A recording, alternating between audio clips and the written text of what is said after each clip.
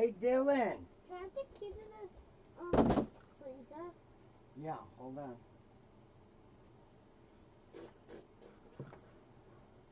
Hang on. Okay. And Dad, what? You have spray paint? Yeah. Why? Where's... Oh. I wonder where the spray paint is.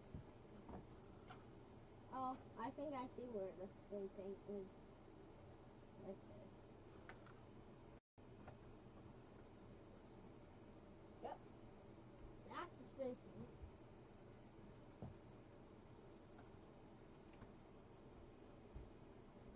Hey, Dad.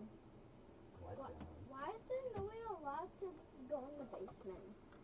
'Cause I don't want nobody down there. What happens if they do? I'm gonna spank them. Hey, Dad. One time Joshua was in the basement, and guess what? He found spray paint. And then I heard some noise coming from the basement, which is Joshua, so I go in there, and I tell him, why is there spray paint all over the wall? And he tells me, Dad and me used to spray paint on the wall in the basement. Do you actually do that when I wasn't born? You actually used to do that? Because I'm curious. No. So why's the spray paint? I don't know!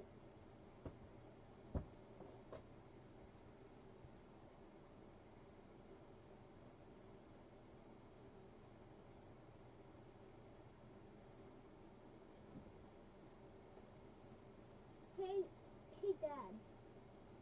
What, Dylan? What happens if you saw off your hand?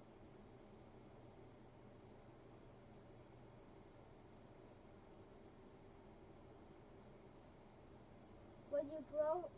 Would you have to go to the doctors and the doctors will fix something and you'll regrow a arm, a hand?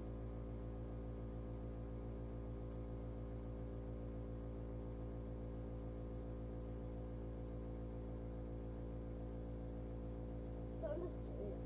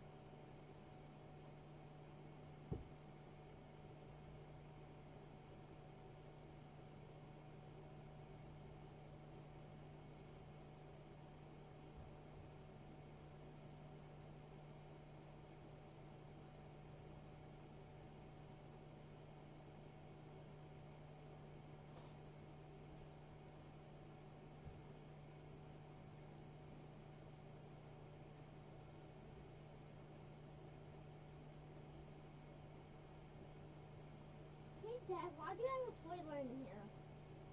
Don't worry about it.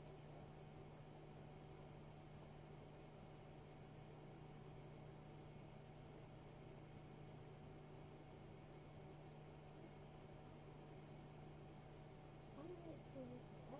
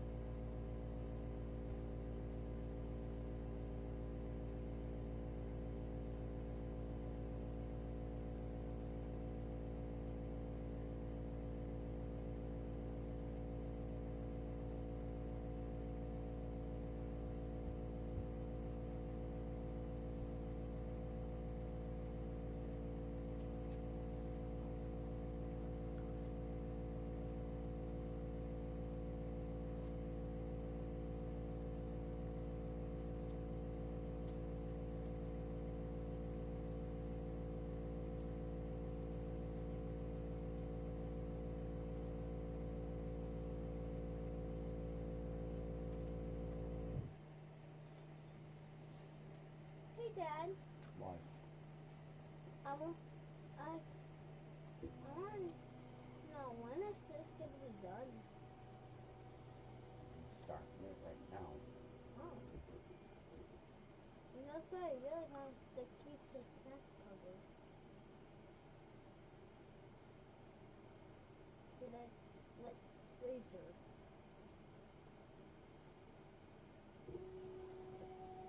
Please fucking work. Yes.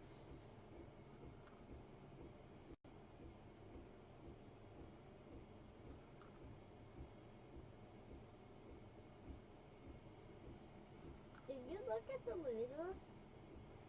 No. Okay. And how come you don't have a sweatshirt on? Like I told you earlier. I did have one on, but I took mine off inside. But then I noticed something that I wanted to see Go. the freezer. Anyway, I was going to get out here for a quick second.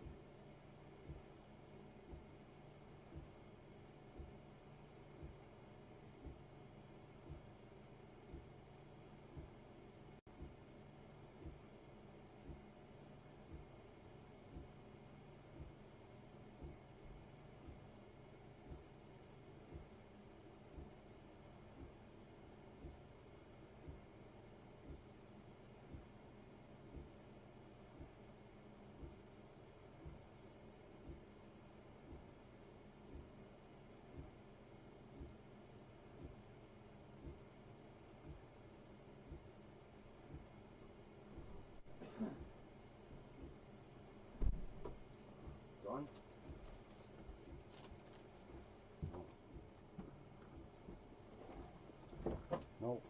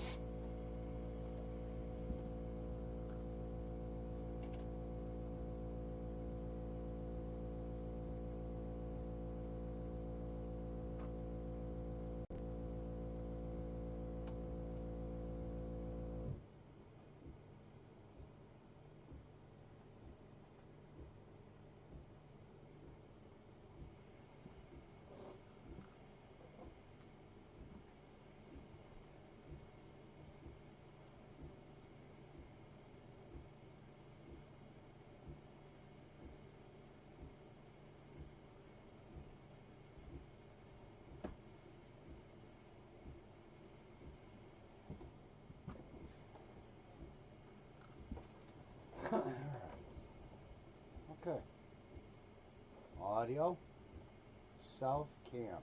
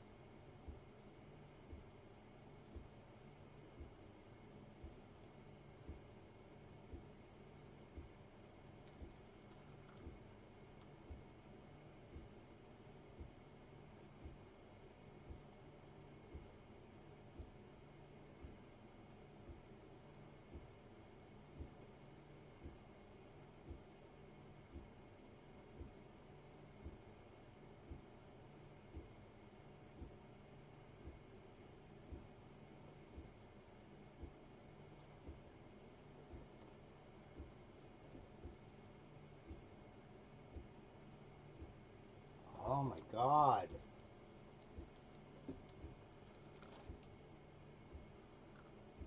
Frame.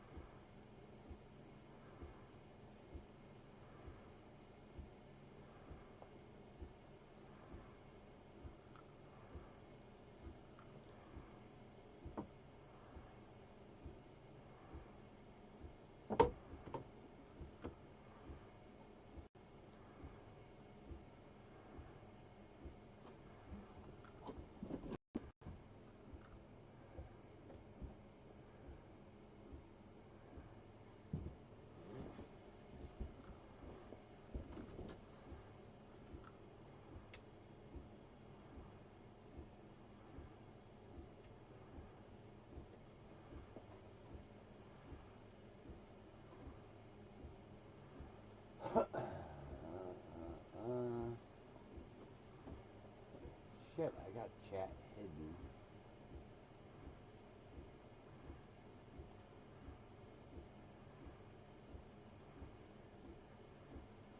God damn it, come on.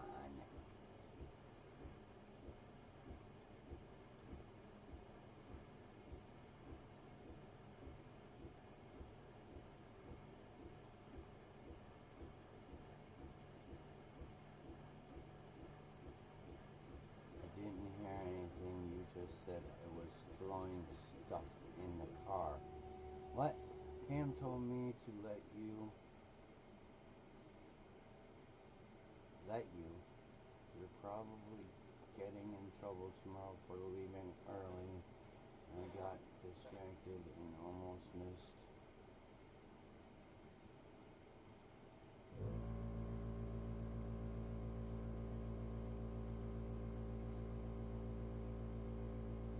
Yeah, whatever.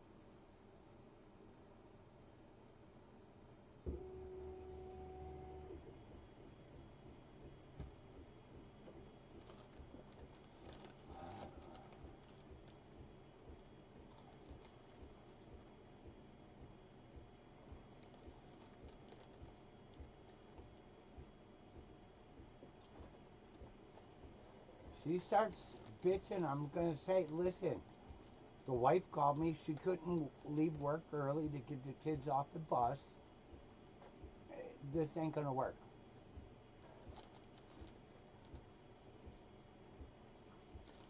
For 6 years, I've been coming home at 2:30. Unless there's an emergency.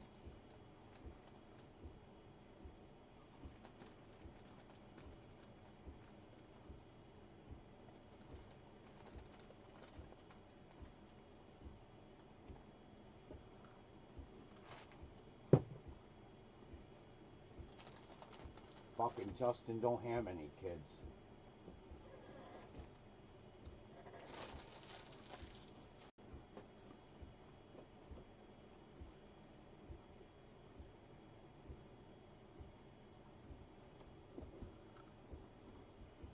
Fucking A.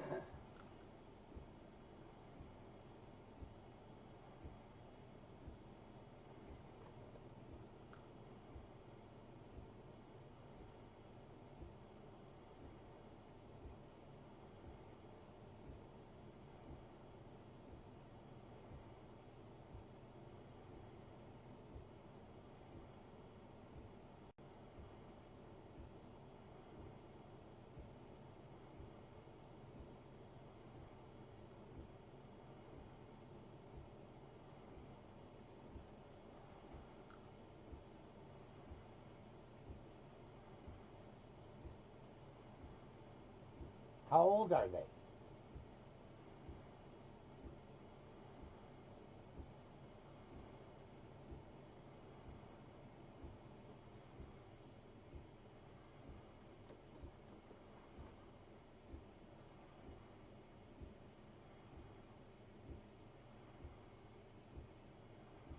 Yeah, okay.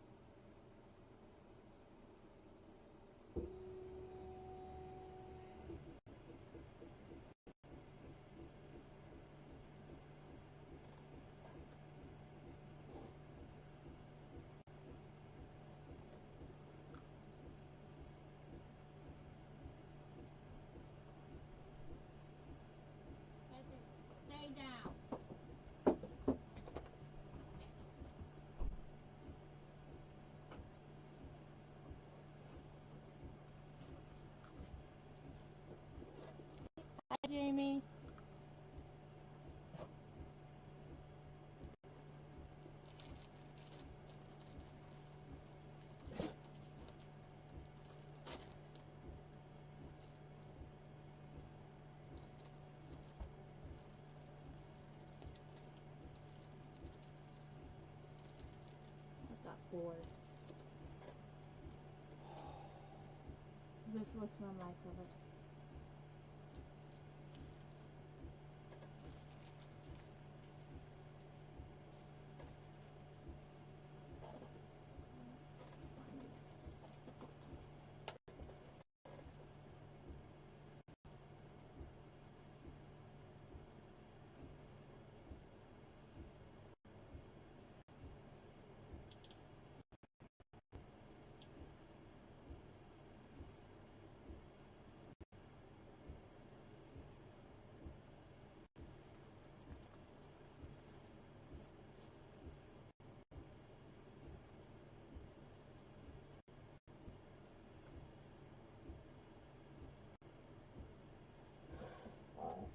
Shut up!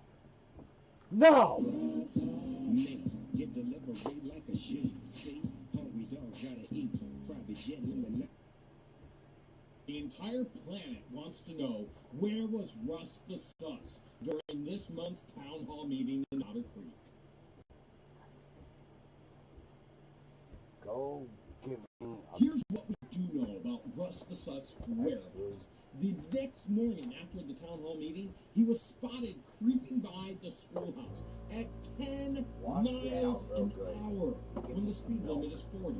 Why does he creep so much? Why is he a creep so much? Some theorize that Russ the Sus was doing some water work for Lynette and Crook. Maybe they couldn't pay their bill, and maybe they were helping him out as he helped them out. Or potentially, he and John went out to just get a little drink for the evening. Who knows? As of right now, we know Russ the Sus is no longer on the town council of Otter Creek. His tenure, his term is done. Samantha Cook asked a good question about Russ the Sus' term. Thankfully, Marla Hughes isn't the one answering, because there are no answers for that one, if you can even call that one. Quick question. Russell's term is now up, isn't it? The answer is yes. So he's not a council member, if that's not correct. No, he's not a council member anymore. His tenure, his term is over.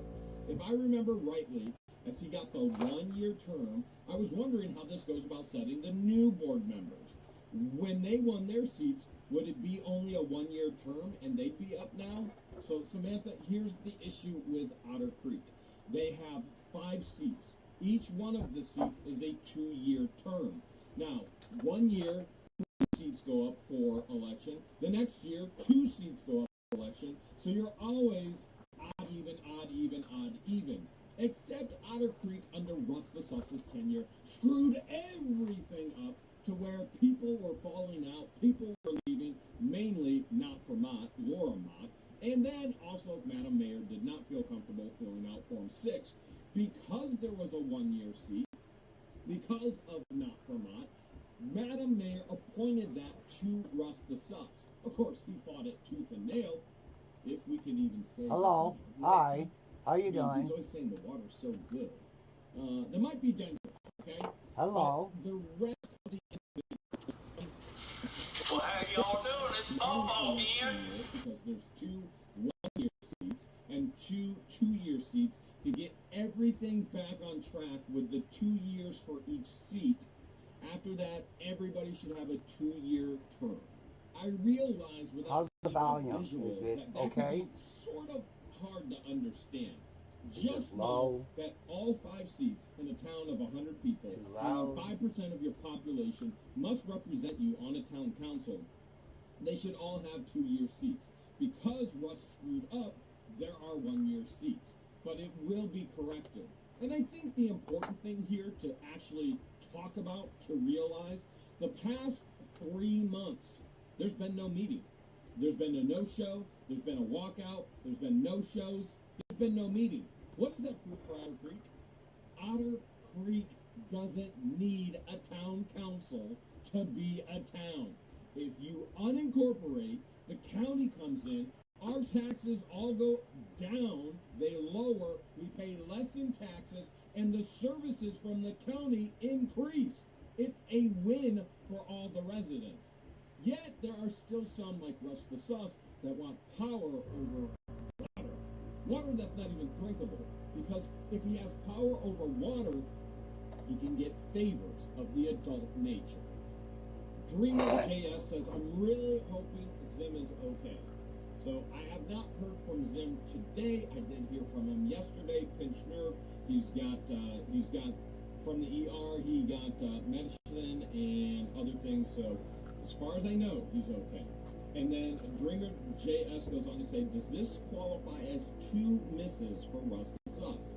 I know he's out, but he could have multiple ways to ensure it. Just curious, Madam Mayor told us about a no-show equals no money, thankfully. So Don wasted his time. Interesting, he still showed up and stayed while outside afterwards. All right, so let's tackle that in regards to no-shows. Now, what you have is you have federal law, which is trumps everything, state law, then you've got county, then you've got little town and its statutes and its ordinances and its resolutions, which can't go against state law, which can't go against federal law. I think you understand what I'm saying here. So within the town, there is a charter. Within that charter, it states if you miss 1 meeting during your term, you will still I want to try $100. something. Really, on the council, get on town council in Otter Creek because you want money, unless you Russ the Suss in town. I don't get it. I don't get it. You get on council because you want to help the town and the residents, like Carl, like Zim, okay? So once you miss 1 meeting, they'll still pay you. You miss another meeting, you get no pay. And that could bring up the question, is it consecutive? Is it just in the term? It's in the term. So if you miss more than 1 meeting, every meeting after that, you do not get paid. So the next question is, well, when Don and Russ the Suss, and they walked out 2 months ago. They literally walked out. The meeting started. They walked out on purpose to sabotage the meeting so that nothing could be done for the town of Otter Creek, yet again proving that we don't need a town council. Truly what this town needs is to unincorporate. If it ever grows to a point again where we need to incorporate, we very much so could. But it proves that they were there for the money, they left, they don't care about the town, and no, Russ the Suss will not get paid for the meeting he just missed this month. In regards to Don the Con staying afterwards to discuss and to talk, Don the Con truly, in my opinion, is just trying to gather information and give it back to Russ the Suss. It's funny that there are those that actually claim that I have control over this entire town. There are those that can say that I have control over new council member Joe. I've never even... No, not angry. You're not a hitman. You can't be. I tried looking you up. Nothing. It's like you don't even exist. I guess I'm just your fantasy. So what's the biggest difference between the real you and your occupation? By the way, my name is Gary Johnson, and I'm a fake hitman. I realize not everyone fantasized about the same hitman. Every sting operation was a performance. This is serious. I am in service business. And each arrest was like a standing ovation. Okay, Daniel Day. I had it down to a science. Sounds lovely. Until things got, well, complicated.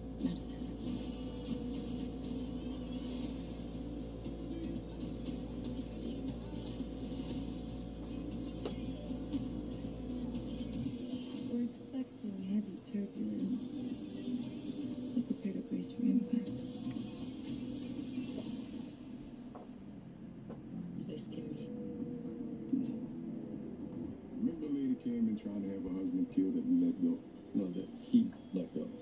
Yeah, her husband was just found dead. I'm sorry, what happened?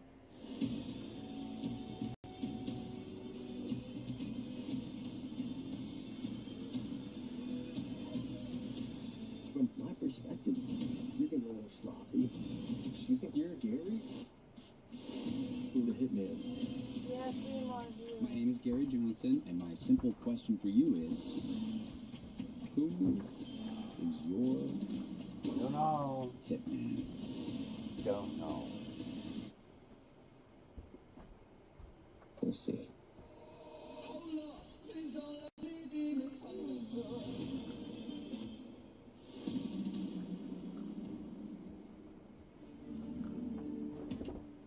I want to try something.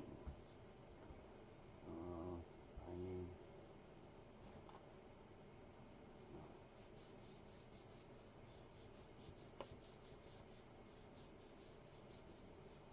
At Vistaprint, we print your brand on everything, like t-shirts, hats, totes, hoodies, and, ooh, really fancy water bottles. So print your team's signature style or seriously impressive merch. At Vistaprint, if you need it, we print it, with 25% off for new customers at Vistaprint.com. Never even met Joe. There are people in Otter Creek I've never met yet to this day. Joe is one of them. So the aspect of me being in control is pretty ridiculous, especially you would think I have control of Russ the Sus too. If I have control of wouldn't it be Russ the Sus and Don the Con? Oh, and not Vermont, and we could keep going on, right? Mary. Apparently I control everything. There's also suspicion that they're all paid actors. Listen, Hollywood could never, ever come up with twists and turns with a plot like this. Al Carate wants to know, wait, hold a second, you can't do a write-in for the election? No, you can't do a write-in. And frankly, I'm going to just state this very bluntly. This is a foolish question because we've answered it a million times. And on the other hand, I know there are always new viewers coming in and watching What the Hales. And so George and I get frustrated when old viewers come in and go, this isn't new content. Well, the reality is YouTube is always pushing the content to new viewers. They don't know everything somebody else knows. And YouTube isn't built, nor is What the Hales built for one person viewing. So, the answer to this question, there is no write-ins available because the new laws state that you must fill out Form 6. You must pre-qualify for the election. And if you have not, you do not qualify. So, sure, you could have an election and everybody could write in Jeremy Hales. You will not be able to see Jeremy Hales on two town big council, ones, even though there are those that think and I run one it all anyway, small one. which is foolishness. So now what do you haven't think? filled out Form 6. I'm confused. You have to pre-qualify. You can put in Mickey Mouse if you want. Mickey Mouse ain't getting on the seat. You have to pre-qualify. Form 6. That's it. You can't just write anyone you want in. That was Russ the Sus' demise. He thought he was so sly. He thought he was so slick. Madam Mayor steps down. She doesn't want to fill out Form 6. She sells her property. And then Russ the Sus says, TV well, too I'm loud. going to slide into her 2-year term. Nope. He was already appointed, and he voted, and Don voted, and approved in the minutes that he has the 1-year term. Therefore, it is legal, it is binding, it cannot be undone. So Russ didn't fill out Form 6. Huh, interesting.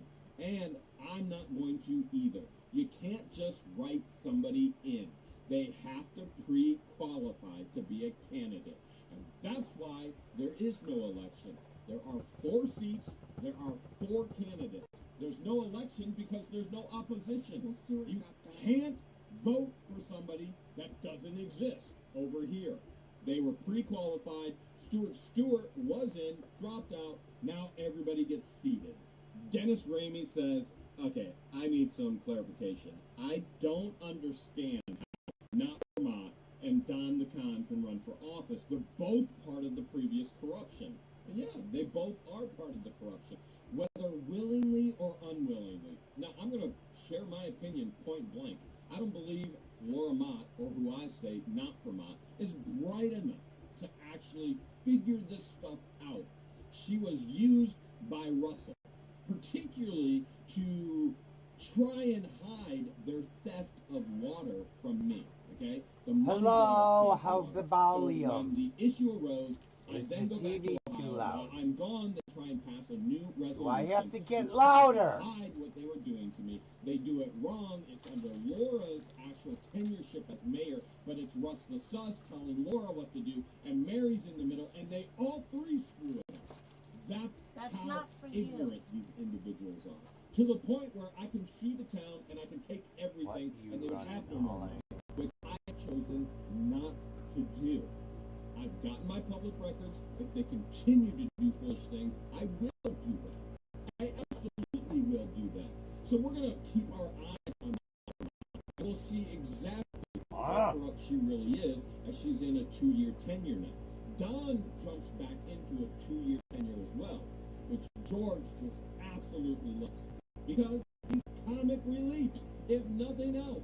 The town is in town. The thing with Not for Mom, she hasn't been at any meetings. She's not on the town council. She's not been at any meetings. Now she wants to be on town council, get $100. So now she's going to show up for meetings.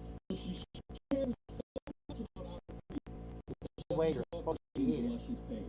Doesn't make a lot of sense. Now, rumor has it that she's all about change. She wants better for Otter Creek. I don't and I also have major issues with the aspect of how she was by Russell and Russell's control over her in this current tenure. But the good news is I truly think it will be Zim, Carl, and Joe voting majority against Don the Town and Not for Mom. So you'll have a quorum and majority for all the positive votes versus the 2 who vote no on everything. Keep in mind, the last time Laura was actually at Town Hall, she went off saying, I don't give you permission to film me. Don't need permission. It's Town Hall. It's public. So now, all of a sudden, she's going to put herself in a position where 10 different cameras, if not more, on a given meeting, are going to be filming her. How do you think that's going to go over? Pick 304 wants to know when Russ the Sus is going to be arrested for all the corruption. Now, Pick, we can't answer that because we're not the authorities in charge of that. And once you actually submit all the evidence, all the information to the authorities, they're not going to give you updates on their investigations.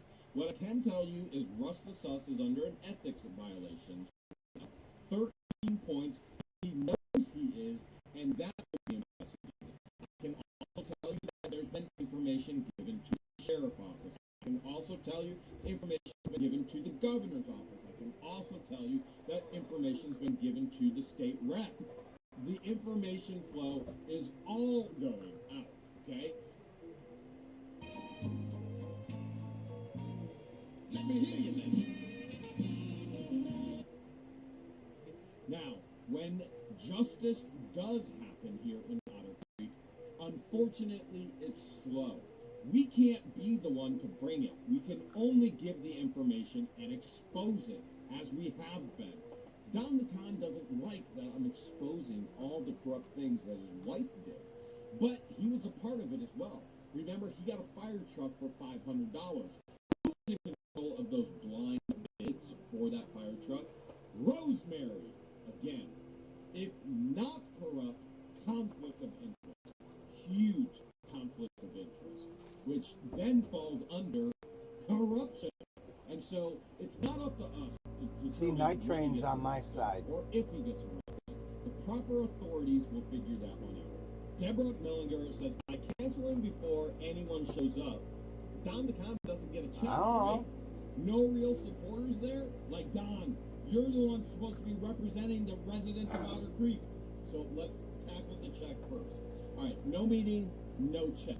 Now, we also understand massive overhaul and updating. There's much of it that is actually it goes against state law, it goes against federal law. And you actually saw Megan, the town attorney, state that in one of their recent meetings. The charter needs a major reworking, overhaul, and updating. The fact that cheap thing is just to incorporate. That's what makes sense. It's cheap. Our taxes go down. We get all the benefits from the county. Taxes go down. Benefits go up. Taxes go down. How can nobody understand this is an incredible thing? No fighting in town hall. No more circus. Okay, but let's keep going. Okay, so he does not get a check. So I think in the future it would be wise if the town does stay incorporated that they would state that you must stay for the entirety of the meeting to actually get paid for the meeting. That would make the most sense for me.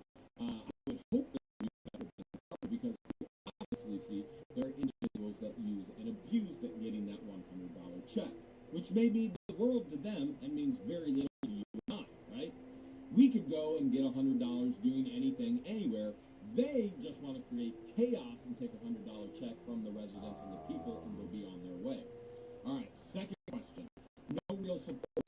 Well, we have to ask Deborah, where's Don's wife? Where's Russ the Suss's wife? Where's Stuart when he's not getting paid? Where's Captain Dan when he's not getting paid? Where's Laura Muff? Cheers, mate. Where are the real supporters? Seems to me the real supporters are the ones that are actually showing up for the meetings when nobody else does. That seems to me to be the case right there. And Khan has stated in multiple meetings on multiple times, all filmed, that he does not represent me. Very clear that he does not represent me, though he is voted to actually represent the residents of Otter Creek. Now, you may think that's an ethics violation. We're going to find out. This is the same guy who called the police when his friend took a stash of hash and literally incriminated himself. There's articles all over the internet. That's down the count telling me to shut up. Maybe he should have shut up when he called the police to tell on his friend, and all he did was tell on himself. Warren Brady says maybe Don the Count's just showing up because he wants that $100 check. Well, Warren, there could be an aspect to that. I'm sure $100 could be every person, and $100 could mean very little to another person. But $100, no matter who you are, is still a lot of money, right? But he knows he's not getting paid. But here's what we do know about Don the Clown's finances. We know failed businesses, much of which Rosemary, his wife, was running out of town hall. We also know nothing is in Don the Clown's name. Everything is in his wife's name. And I'm sure there is a legal reason for that. Potentially because of all the illegal things Don the Clown has done, calling the police on himself when he's trying to call on his friend. Things along those natures. So there may be an aspect of he wants that $100, but I think the real aspect of it is Don the Con either is reporting to Russ the Sus everything that's going on when he shows up when Russ the Sus doesn't, or Don the Con loves being highlighted in YouTube videos. Good town, baby! Charlotte Dottie wants to know, does Don the Con and Russ the Sus have to give back their $100 checks when they walked out of the meeting just a couple months ago? So once they're paid, they're paid. Unfortunately, the money is in their pocket. The meeting started. And honestly, a lot of the times, the check is sitting at the table waiting for them before the meeting actually starts. Now, if I was a resident of Otter Creek, which I am, regardless of what Don the Con says, but all residents of Otter Creek should be outraged that their money that's being pulled from them and going to town hall is going to Russ the Sus and Don the Con when they stand up and walk out. They should be appalled. And they should, in masses, I know, 100 people, not exactly the masses, they should never, ever trust these individuals with their money in the first place. They should use their power of coming together as a group, vote them out, and vote the right people in. Maria wants to know, did you ever find out who the person, that mystery person on the motorcycle was? Now, this was at the meeting that I was in Ohio, and George was here in Florida. And so, Maria, let's just say that we always attempt to ensure. You need to start taking Violet out. I think we'll just leave it at that. Since I couldn't be there, somebody else was. Fuck. Advocon Man says, fucking hey, hard. have you ever taken into consideration, You let him out, Jeremy, stand by the back that, door or the window and watch there's them. some people in Otter Creek that don't want it to grow in size. It's not hard to do. More people. They want it to be a hick town as it suits them to stay small.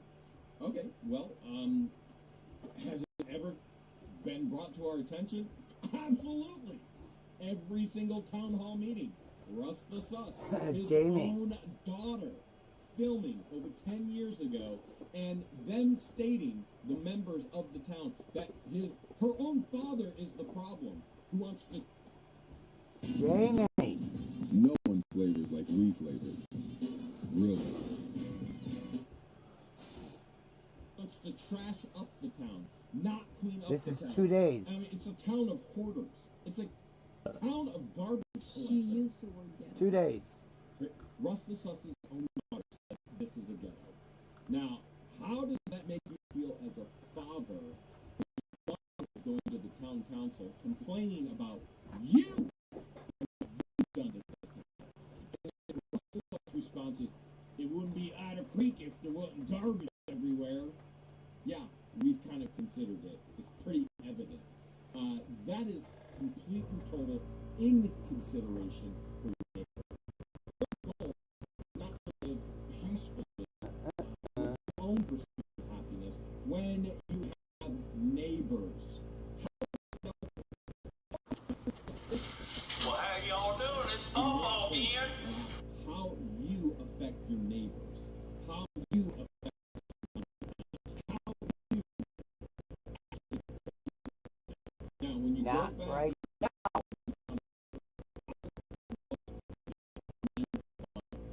Gotta make sure somebody's doing their job. from Michigan down Make sure they're to the south gonna be from fertile. the north, and they started a milling operation. They were taking all the cypress trees and they were creating crates for all the fruit, and that brought in tons of jobs. There was thousands of people here in Otter Creek, and the auction sites, and there was it was the place to be. And then now it's a place for rugs. There is rug addicts, there are rug creators, there are rug sellers. Yeah, we kind of figure people don't want cameras around because they know what they're doing is illegal. But did you ever consider, Avocado Man, there are actually people that don't want rugs in Otter Creek? That there are actual people that want families to come in, want to raise their children in a nice sized town just on the way to Cedar Key. Did you ever think that there are actually good people that understand Otter Creek could actually make a ton of money and every single resident could be making money from that? How long is this gonna take? Now that's something to actually, 1 hour, Keith 18 wants to know minutes, who has the 45. key to the town hall. Well, first thing, let's clear this up. We know that key ain't a golden key. So there is no golden Jamie key said it's gonna be of funny Otter when you Creek. miss one and they No, patch well, it if you go to themselves. Wendy's in Chief, Yeah. they have hot potatoes. That's But fine. here in Otter Creek, well, you know what? We were in Cedar Key with Gina and Debbie 9 and minutes. Jessica, and we were having an incredible time. And there were some hot potatoes. Who made the hot potatoes? I think Debbie did, but Did that was Debbie? bought from Walmart in Chiefland. Oh, so those are hot potatoes in Chiefland as well. Oh my goodness, those ladies. Oh, they spoiled us. We had so much fun. I do love a good hot potato with cheese, butter, lots You of gotta butter. doctor it up. Oh, so much butter, so much butter. Okay, all right, we gotta get back onto this. Okay, but Town Hall, the actual building, I'm going to guess. I do not know, but I'm gonna guess Belinda has a key because she goes to work. All right, so she works, and it's 10 or less hours a week. And frankly, I think she's got it to a point where she doesn't even need to be there all that often. And so once they cleaned up the mess that Mary, and Russ the Sus created, on behalf of Rosemary, Don McCown's wife as well, she contributed to it all. Once that mess was all cleaned up, they have it very manageable. A town of 100 people, give or take 1 or 2 here or there at any time. I don't think it takes much. I don't think it takes much as far as hours in town hall. So she probably has a key. And I'm guessing Vice Mayor Zim has a key. Yeah, potentially Richard could have a key as well, as Belinda or Zim that lets Richard in. But I'm gonna guess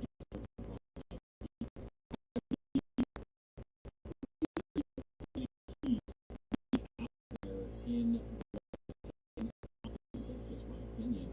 Because at any point, somebody could open a back door to take more items out of town hall, like he has done in the past. That's so. That's paper. Paper. Paper. Christy Klassen wants to know, why is everybody recording when there's absolutely nothing going on? There is no meeting. Well, Christy, it all comes down to grifting, trying to run the business of somebody else. Now, I can give you a little bit of history of filming in Ohio at the auction, where people didn't want any filming to happen, and now that whole culture has changed. Whenever we go to an auction, there's 6, 7, 8, 9, 10 cameras filming everything. People want the filming. Now they understand it's promotion. There's money to be made. And so here in Otter Creek, we weren't the first to film. It was Crook and Lynette. Crook and Lynette putting up signs against Russ the Sus, against Mary, against Attorney Warren. It was Crook and Lynette who was filming everything, which looked like this because they were in withdrawal. And so it wasn't us that started filming. But what you're seeing is individuals such as Busted Can of Biscuit, my name, and he has illegally used my name, and he's been served for illegally using my name, and he still has 5 videos out using my name, which he will be in court for here shortly. But let's digress. That's what it amounts to, where there is an opportunity for somebody to think they're going to make money, they're going to attempt to do it, even though nothing is happening of these meetings, and I think you're referring to 2 meetings ago, then everybody's waiting for something to happen. I mean, it's Otter Creek. How do you create such plot twists? How do you create such drama? Well, what happens is you're a corrupt mayor, Russ the Sus, you're an incompetent clerk, Mary, you're a stalker, Lynette, you're a crook, you add all that in together with Don the Con and his corrupt wife and the things he's done. Get free supplies in Michael's with logos on thousands of items. Get free canvas, frames, and more. Loromont, and the list goes on and on. My goodness, literally anything could happen at any time. The cameras are rolling, just waiting. But in all reality, all the cameras are there because what the hell is that? It's riding coattails, and it's waiting for something else to happen. But there are some that are recording specifically for security and accountability. And George and I are 2 of those individuals. We film for our own security. We film for accountability. The wrong things that are going on in this town need to be dealt with the proper authorities, and there must be proof. And therefore we film. And I'm sure there are others there doing the exact same thing. Matter of fact, I know there are, because they will actually try and share their videos with us later with authorities.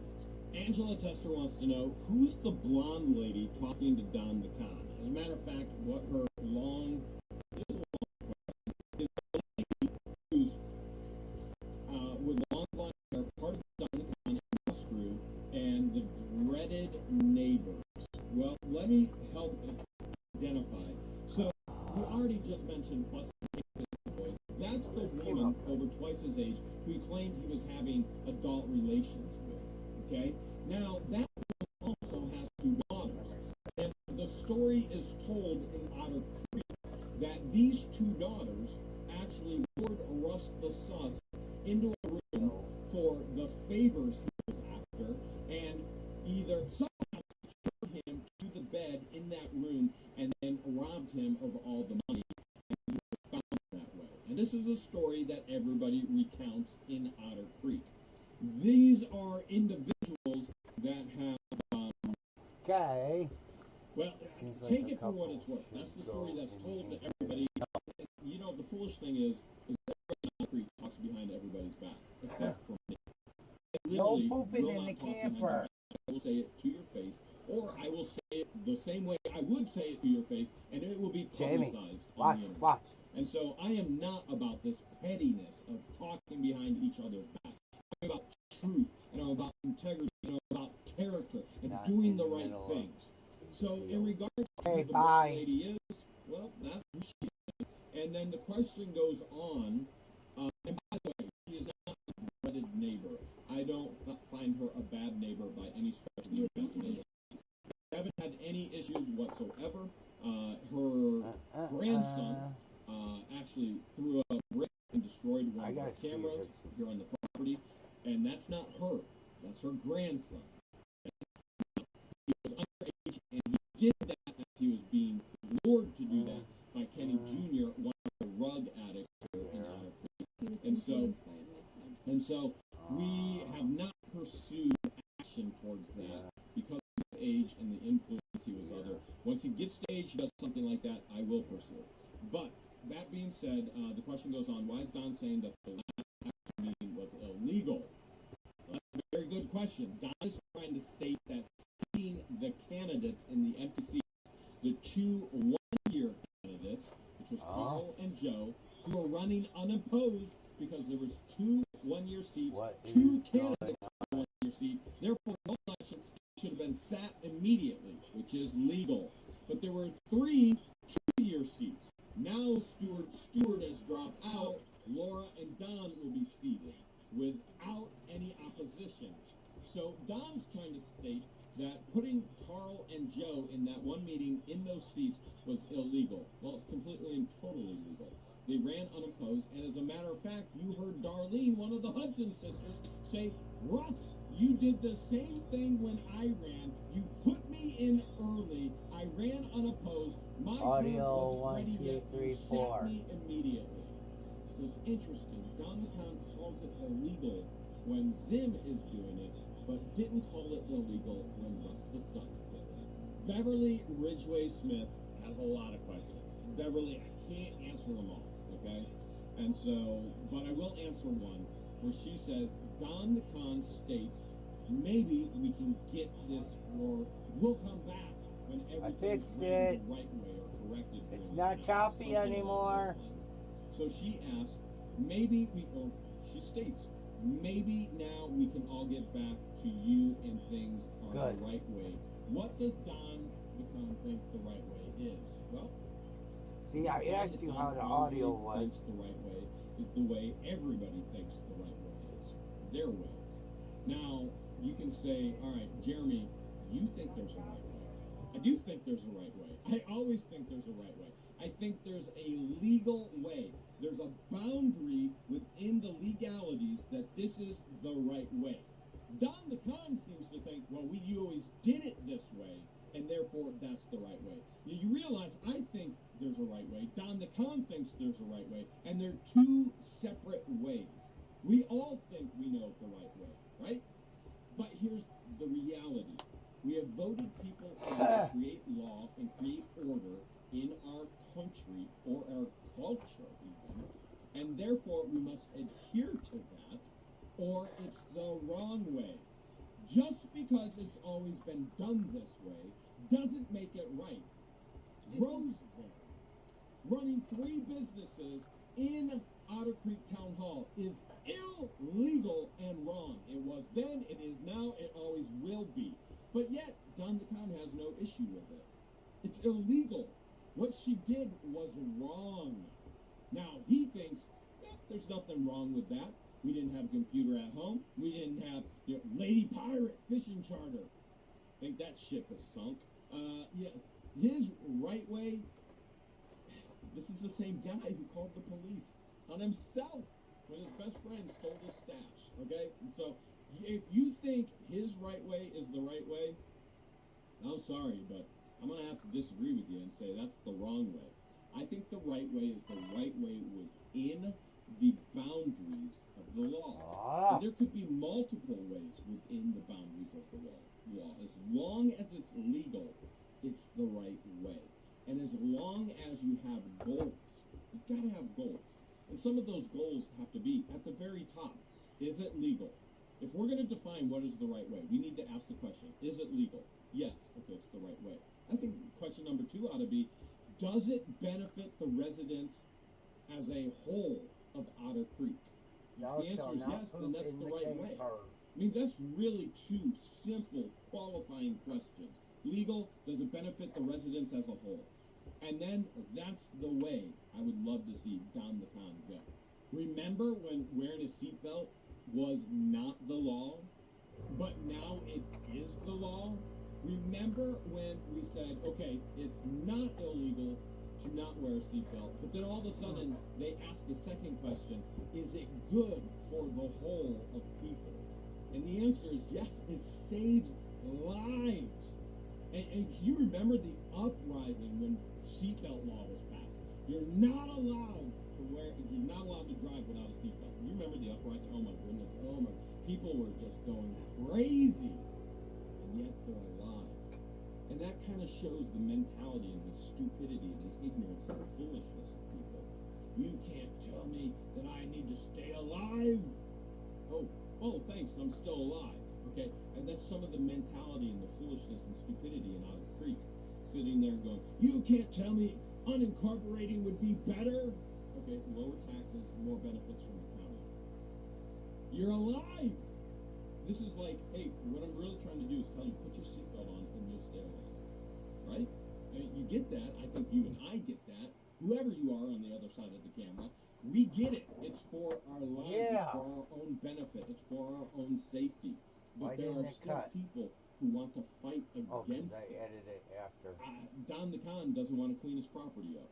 Is he a hoarder? Is it a mental issue? I don't know those questions. The answers Laser. to those questions. I mean, I can Start. guess, but I know it's a Yes. tremendous safety hazard.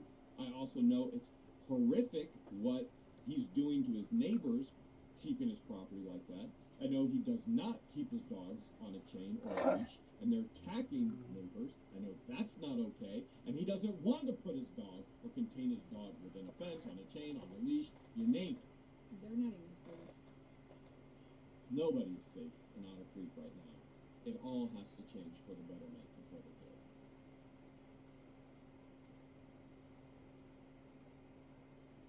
Time to get high again.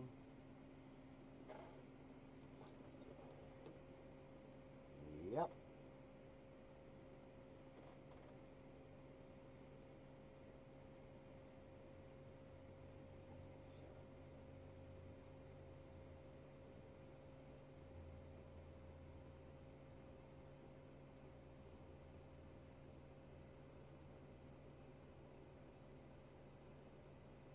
Overwood, and today I had to make an unexpected trip to West Penn Hardwoods, and that's backward because the way the phone works.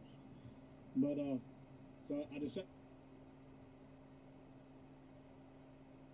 Hey everybody, Eric here from Nomadic.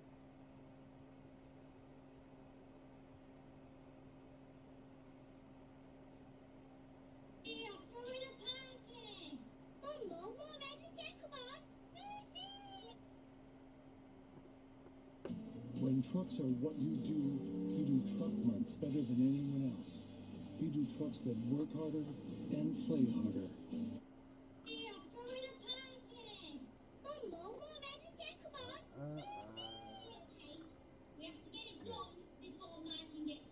That on is.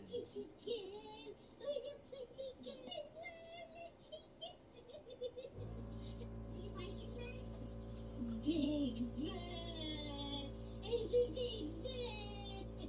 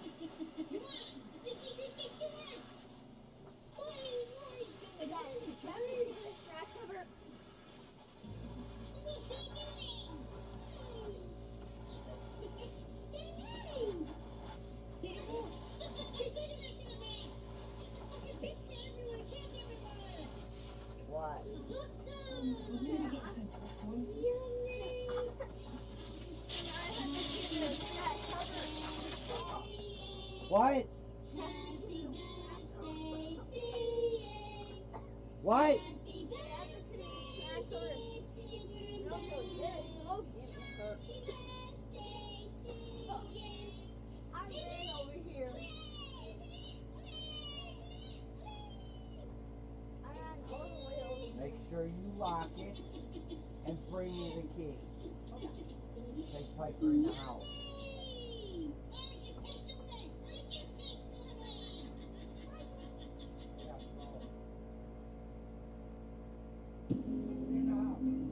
In here, you can expect to find crystal clear audio, expansive display space, endless entertainment, and more comfort for everyone.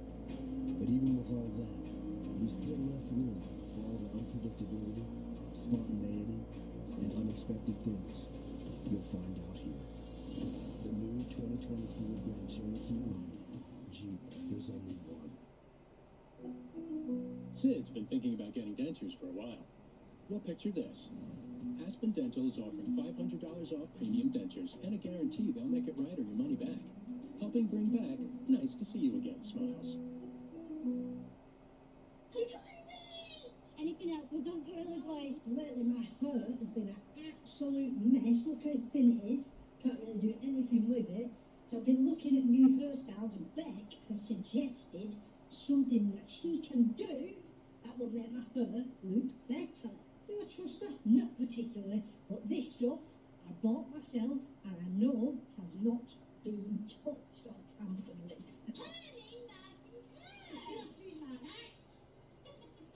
Personally, I don't think a perm is going to suit my hair, my face. Oh, of course it will. I think it'll look really nice. I don't see it look. You're pulling her. You know I'm not sure. Make that hurt. So you want it inside? No, that's right. You pull the hair out.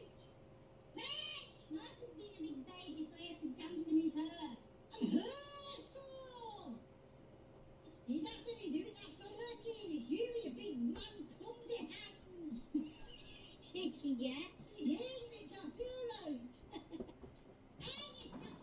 Oh!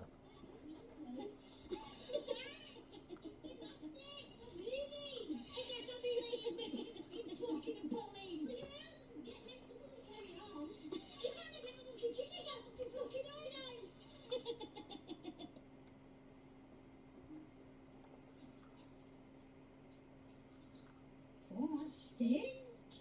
That's what in the back. Not my dangerous. Feel like I'd married it last time I knew when you used to have blows over. You sat there complaining about me to next door from the bins out 2 days early. Oh, Mum, please just let me in there. No, that's Gorilla Glue. After everything he's done to me, my tattoo, lost me tickets, come on. No, please. No, not Gorilla Glue, Caitlin. Anything else, but don't Gorilla Glue.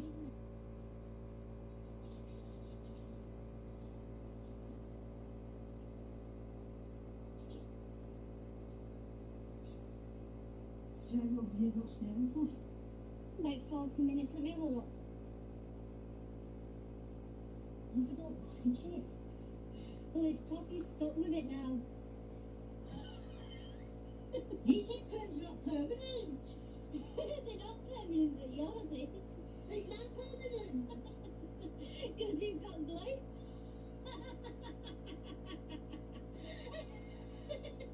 You're doing it. Caitlin did. They got a real glue it. Yeah. You're doing it. Don't you let her do that. Well, that's certainly a new hairstyle, isn't it? Mom, we're doing that. We're going to get away the front.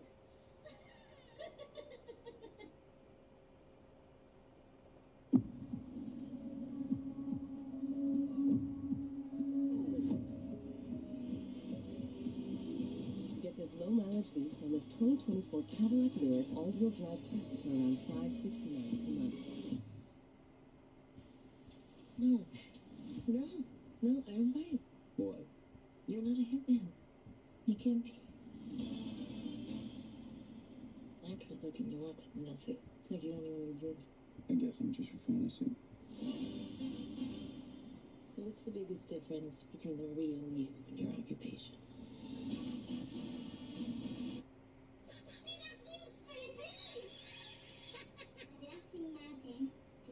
3 weeks to clean his car.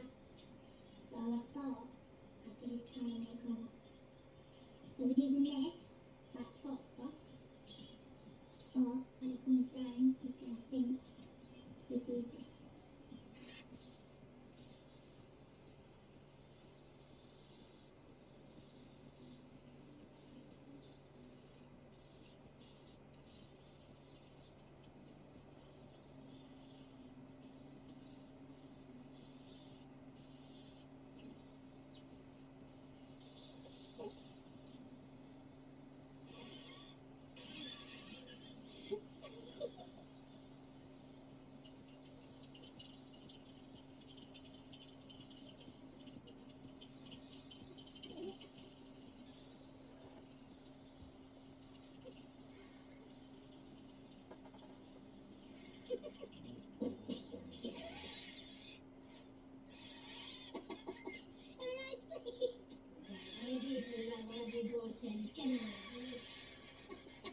Well, you know, I've asked you to clean your car for the last 2 or 3 weeks. Customised it.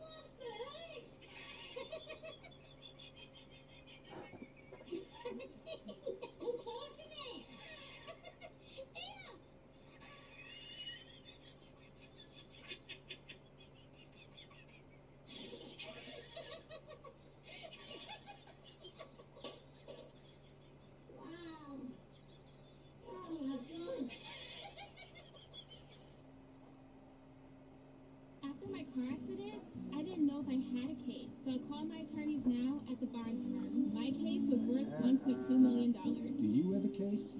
Call us now and find out. After my job accident, my attorneys now at the Barnes firm settled my case for 11 times more than insurance said they would pay. What's your case really worth? Call now and find out.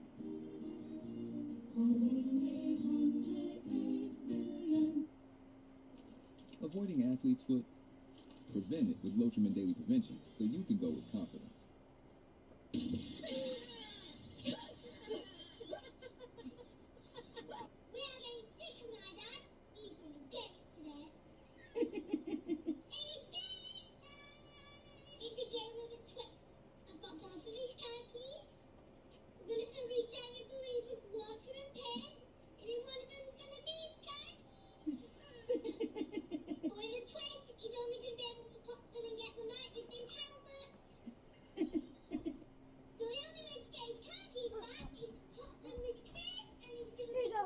Thank you.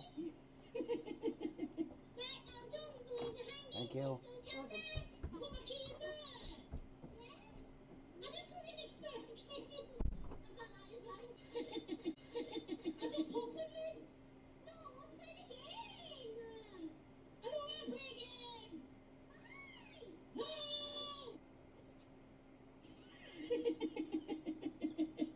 Okay, right, Dad. So you're cheating a balloon. Choose one.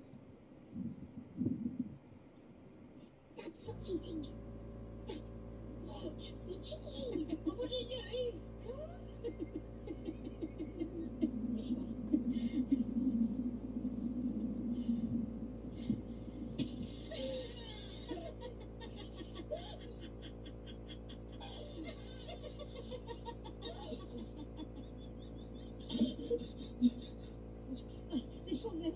Oh, I'm going to freeze it.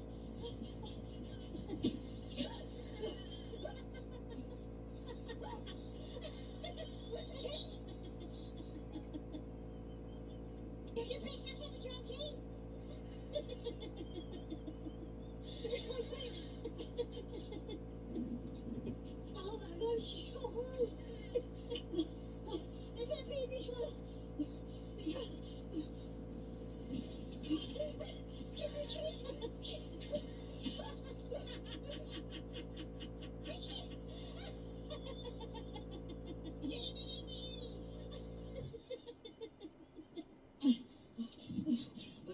Oh my God. Just give me the last one.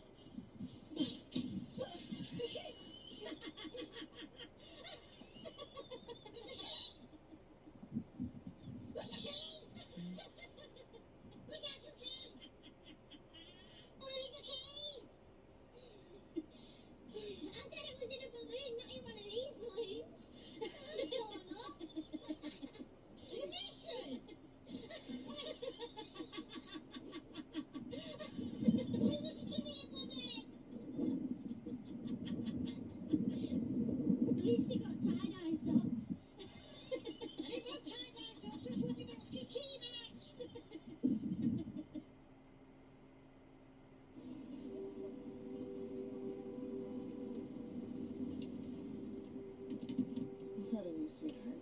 As I dropped Anna off at school, a chilling thought crossed my mind. Is this her last time here? I was open with my friends about the cancer thing. Hi, Anna. I want to let you know that Anna is going to be away for a few months, so let's show her some love. Externally, I was a picture of serenity, but inside, I was a bundle of nerves. I try to stay calm so Mom won't lose it. Chemo is hard on the cancer, but sometimes it's even harder on the patient. I had no choice but to transfer Anna to the intensive care unit. It was a cycle of resting, crying, sleeping. And then we got the news. Does that mean it's over? The battle against cancer is never over. But at last, Anna was going back to school. Cancer is the third killer of kids in America.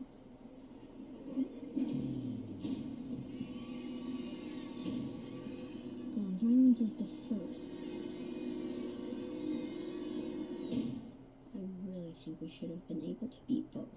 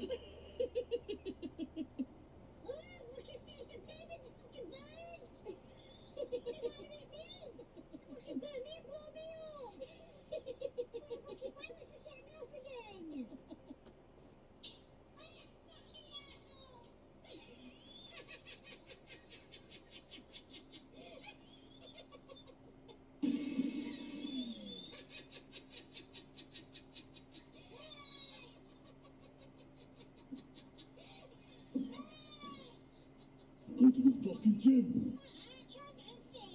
Go to the fucking gym!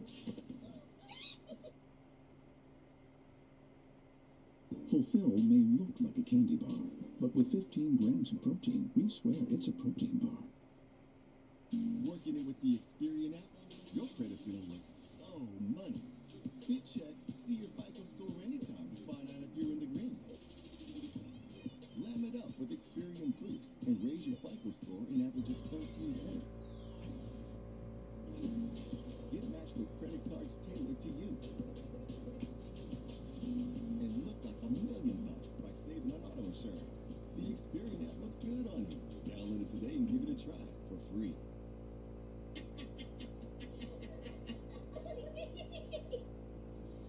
Can you go look it? Just go and look it.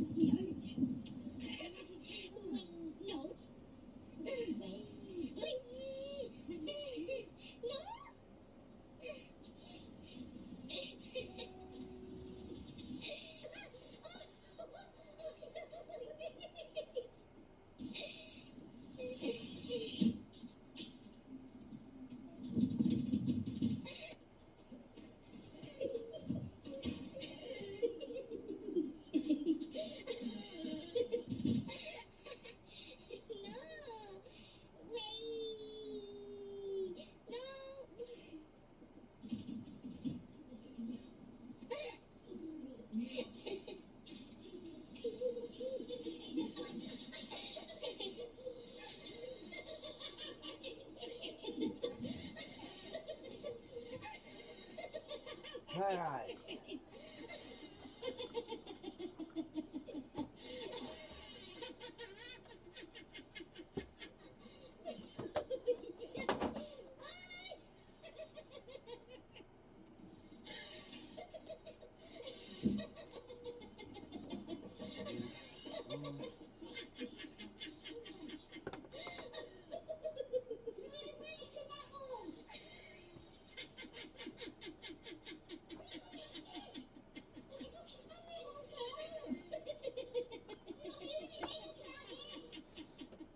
No pooping in the camper.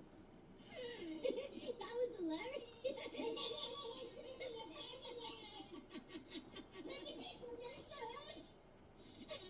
Did the guy good look?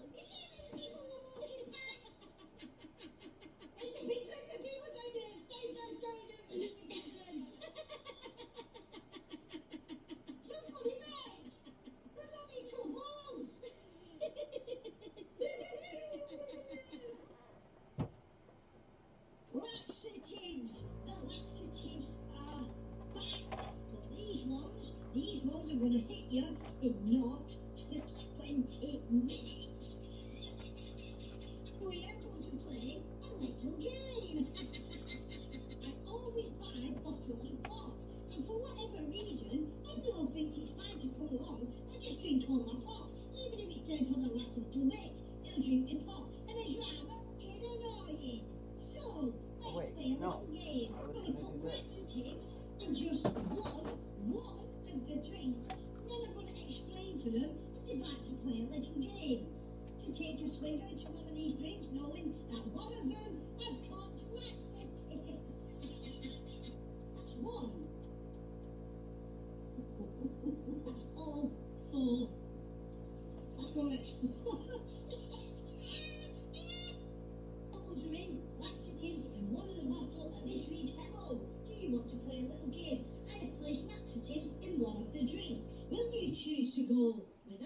Fritz, will you face your fears and destroy your boat? Let the games begin. Oh, Daddy, be serious. Are you ready to play a little game? Do you want a biscuit? Do you want to get one? No, no, Nick, no.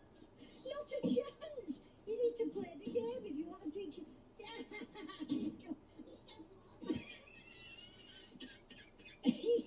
Are you sure?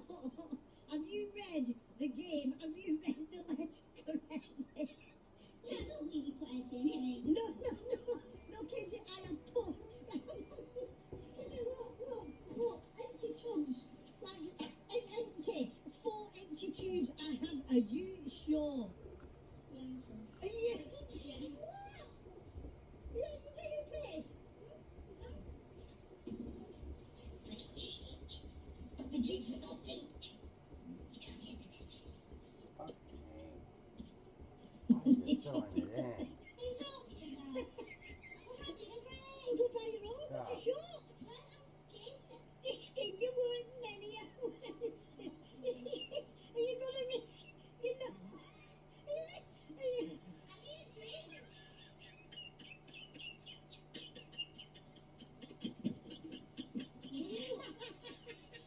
What time you in work till?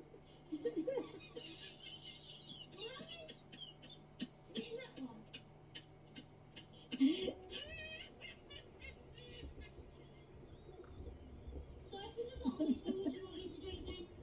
You've all got them in, apart from the Pepsi, so if you have a drink of the Pepsi, you'll be just fine. So the Pepsi's got it in it then? Caitlin's drunk it. She's come back to work.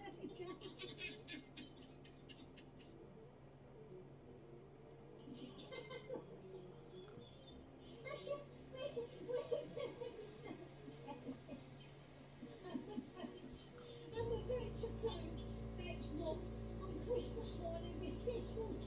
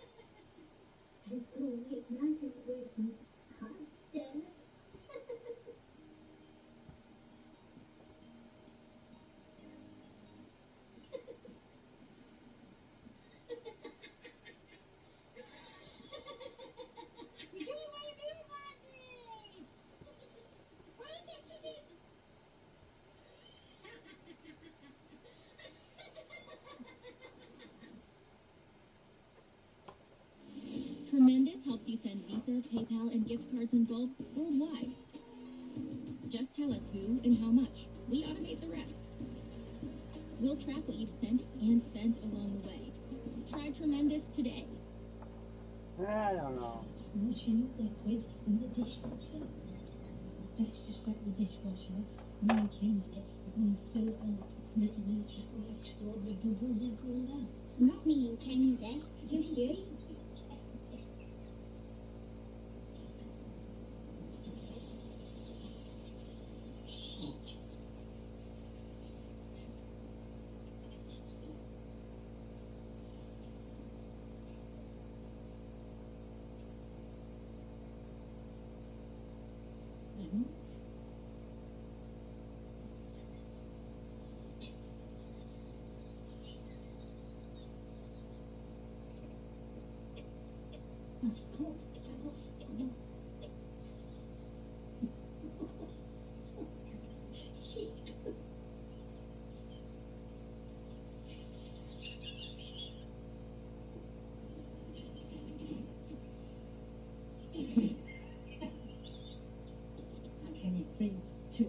Shoot it. There you go. You've just done it. Me and you. Just look up at it slow. Look slow. Slow, let's have a look. Let's have a look.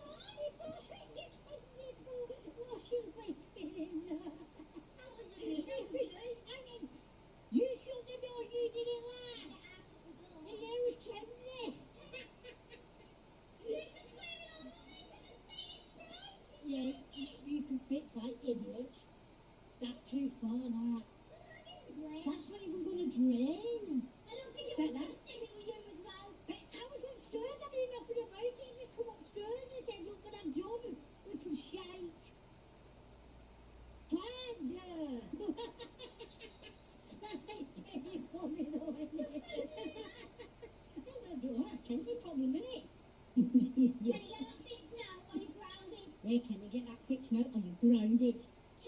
Kenny! No!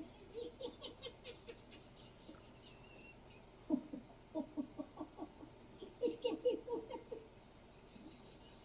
Oh, you really messed up this.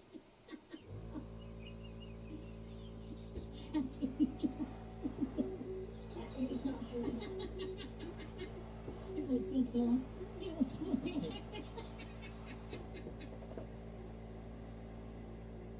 Guaranteed fresh? Oh, this is going to be expensive. Wait, it's not expensive? Get some Aldi thing.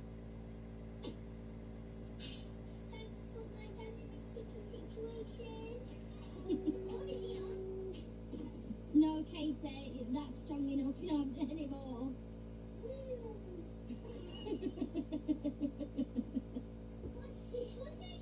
No, I told you no.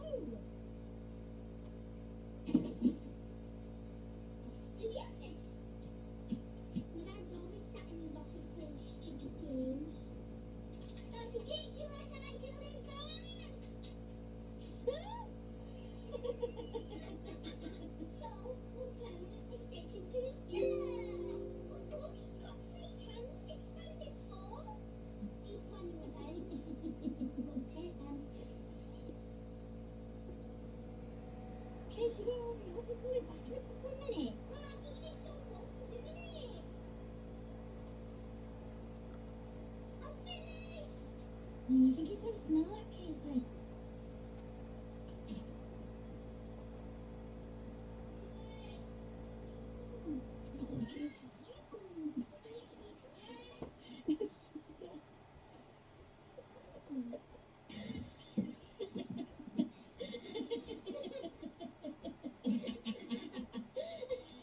Hey, stop now! I'm not stop now!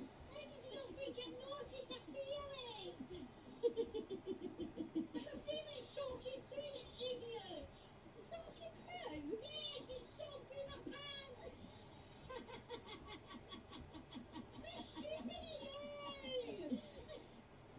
Is it soaked through my boxes? You absolute turnip! It doesn't stick on that kind of material, you nugget! Hey, Plum, stop!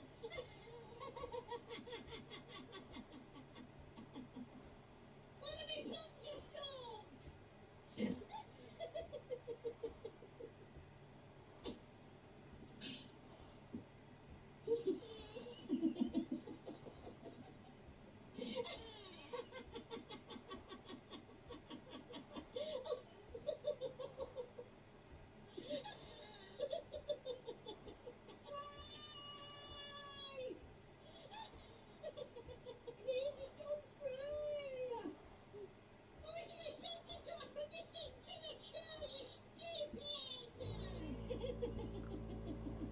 It wasn't even this case, eh? You have to even watch all the adults here. She's not the adult, you're the adult.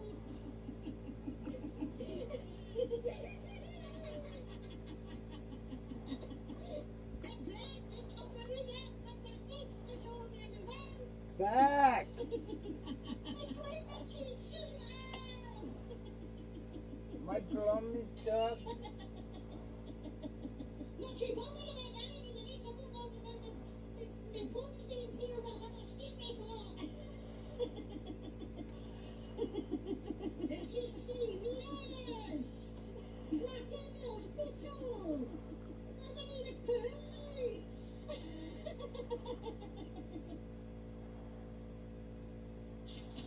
This is an unsanctioned, unofficial, unauthorized mission.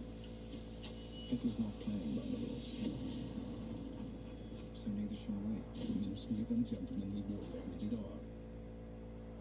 Just put my nose in there with these. Good night, Mom. Yeah. Yeah.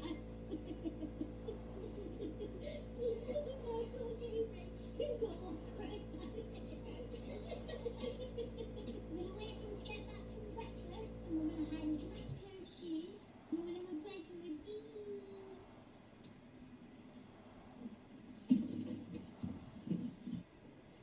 Where? They're not. They are the perfect there, funny in the middle bit. Middle with the nugget way. Yeah.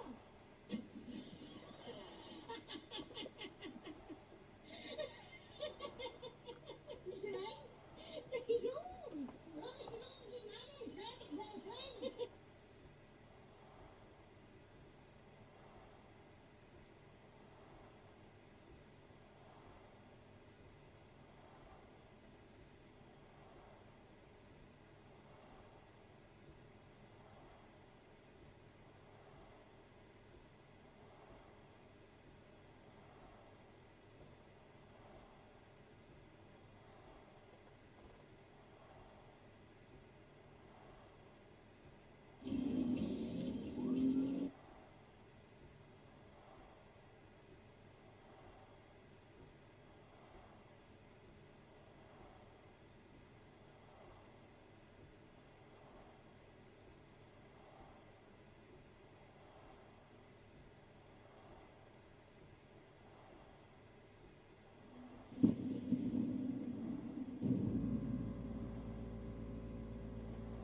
After such an explosion, the Russian tank literally evaporated.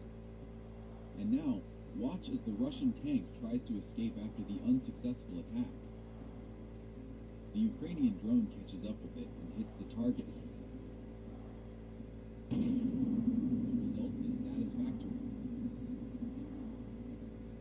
Russian tank stands no chance when faced with a Ukrainian drone armed with a shaped charge. Here's another example. In this footage, you can see how the attack by Russian paratroopers failed under the blows of Ukrainian artillery. Another APC with soldiers rushed to their aid, but the Ukrainian drone intercepted them. Here's another video from a different angle. The result exceeds all expectations. Take a close look at this scene. After a failed assault, Russian soldiers take cover under a tank to evade Ukrainian kamikaze drones. The Ukrainian drone armed with a shaped charge noticed them, but instead of targeting the soldiers, it aims for the tank's vulnerable spot, achieving a better result.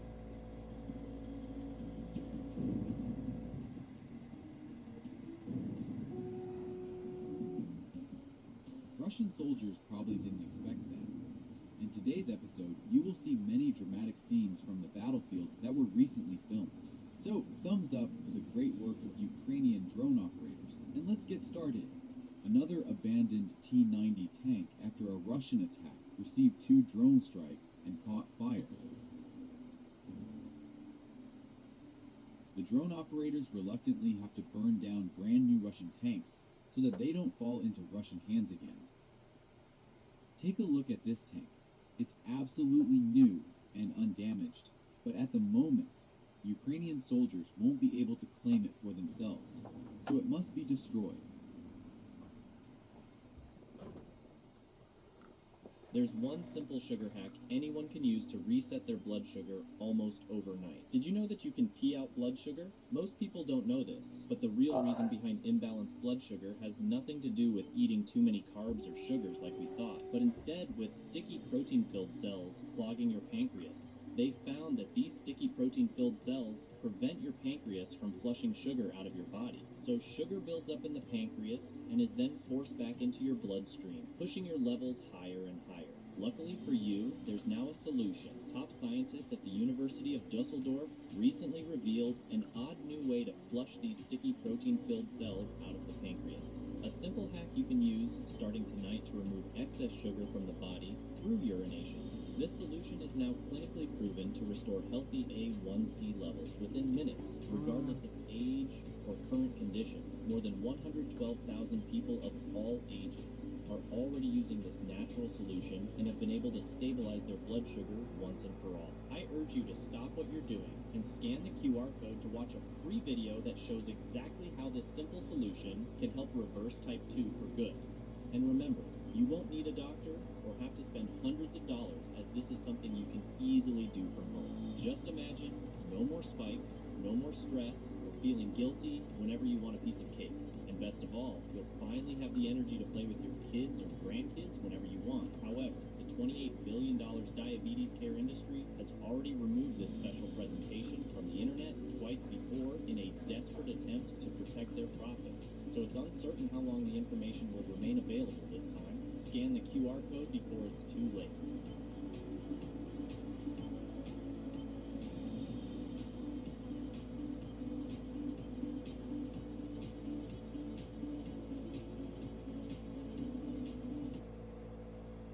Should this high-speed portable Wi-Fi router be banned in the U.S.? This high-speed portable Wi-Fi router is taking over the market in the U.S. This device can give you super-fast Wi-Fi anywhere at any time in just 6 seconds. This gadget can deliver internet speeds of up to 150 megabits per second, even when you're going off-grid. It can fit in the palm of your hand and is powered by a long-lasting rechargeable battery. This device is called the Ryoko Pro. It was created by Eric Reynolds, a computer and network specialist. He came up with the idea of building the device because of all the issues he'd had with public Wi-Fi. Eric strongly advises people to avoid public Wi-Fi at all times. People with bad intentions can easily steal your private data and hack into your phone, laptop, or tablet. One computer crime report shows that 92% of U.S. citizens unwillingly put their personal information at risk while using public Wi-Fi. Using banking apps can especially be dangerous when you're not on a secured network.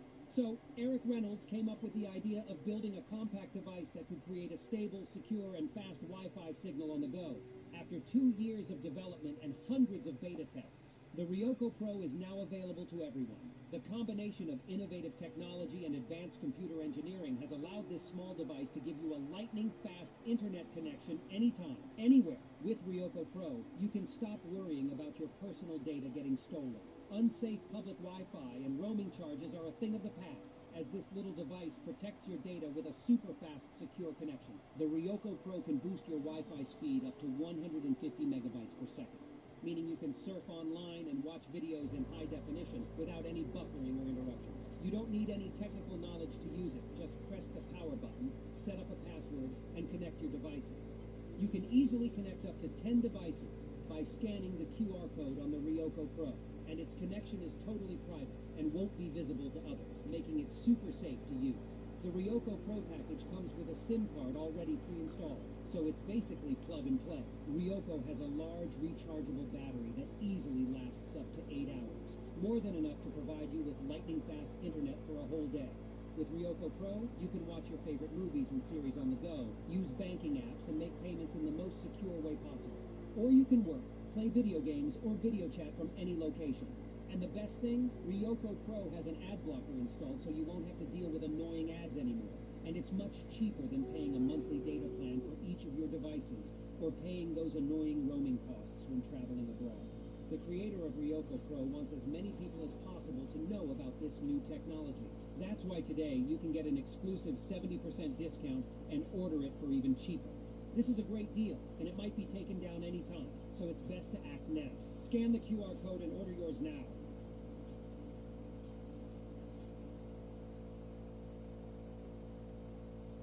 The Russians continued to attack the village of Berdichi and suffered heavy losses. This group of tanks came under Ukrainian artillery fire, but javelins are also being used here.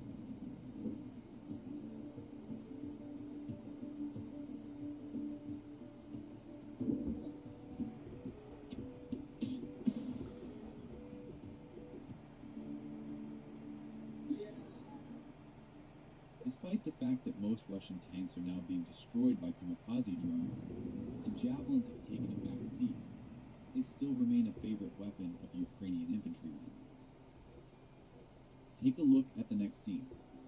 A brand new Russian tank was sent to support the attacking group, but on the battlefield it encountered a Ukrainian drone. The operator used 2 FPV drones, hitting the tank in the same spot.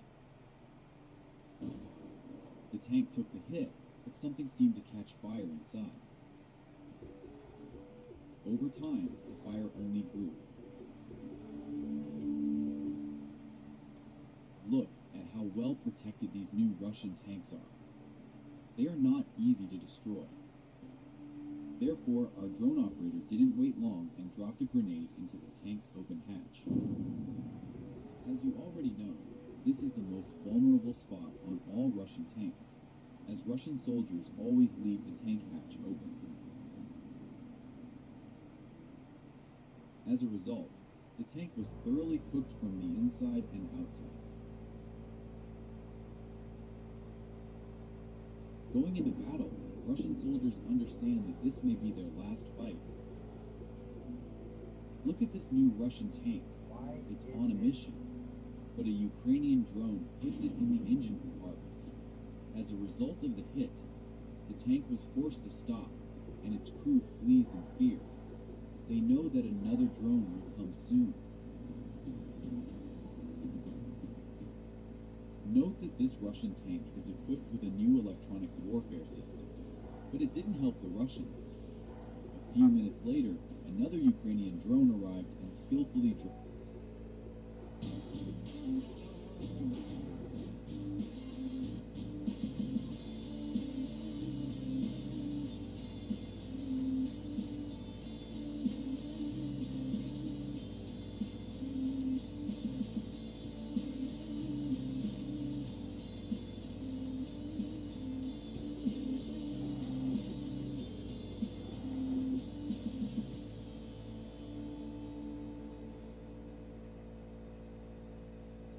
To achieve my goals, I knew that education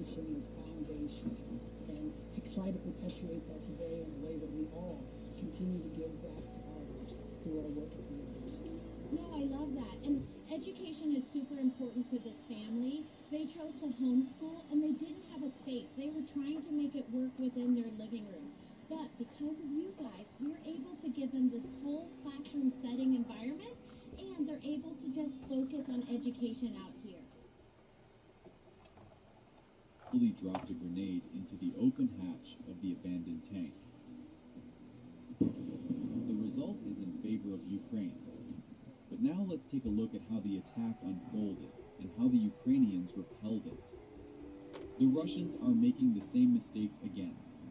They are once again attacking with large columns of armored vehicles. This time, they aim to capture a small village called Berdichi in eastern Ukraine. Several columns of tanks were moving towards the village from different directions. The Ukrainians are successfully using artillery, not allowing the Russians to even come close. However, due to a shortage of artillery ammunition, Ukrainians are resorting to FPV drones and anti-tank missiles. All of this combined yields results. Russian columns of armored vehicles are being destroyed, and the crews are fleeing the battlefield in fear.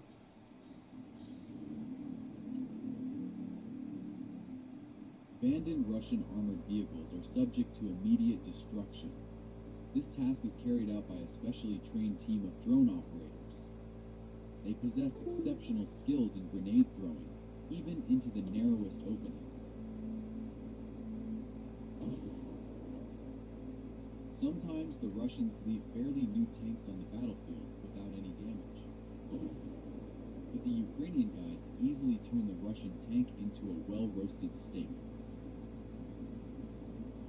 Additionally, they blow off its turret. Sometimes, when the Russians need to capture a position, they conduct assaults with small groups, a platoon of soldiers plus a tank or APC.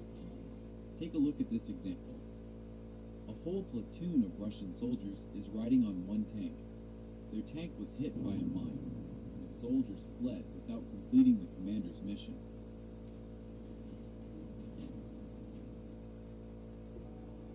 Their fate is unknown, but the tank was disabled by a Ukrainian drone and eventually exploded.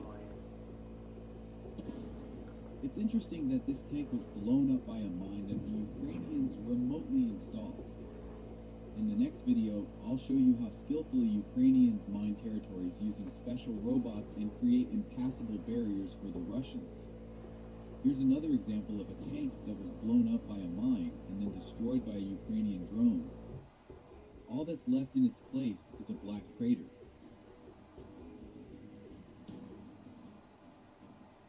Over the recent period, we've seen numerous cases like these.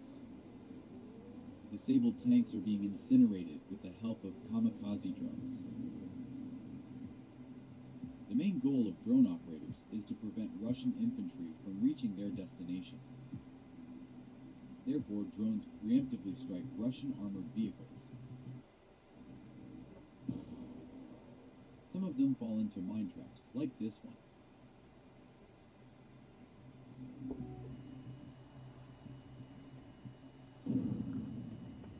As a result, the battlefield becomes littered with scattered Russian armored vehicles.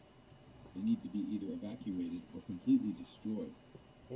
And now, take a look at how skillfully the drone operators work. The abandoned Russian armored vehicles burn and explode like matchboxes. This is my favorite shot. Please give a thumbs up for this.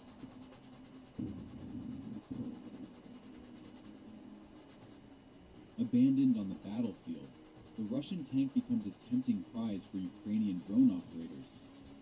It would be great to take this tank, but in the current circumstances, it's almost impossible. So it has to be destroyed instead. However, one can still enjoy the spectacle. We all know that Russian tanks are the best in the world when it comes to burning in flames. You'll be surprised, but Ukrainian soldiers compete among themselves for the best grenade throw into the hatch of Russian tanks. The hunt begins for those trying to escape the battlefield. This APC with Russians inside is an excellent target for a drone with a shaped charge.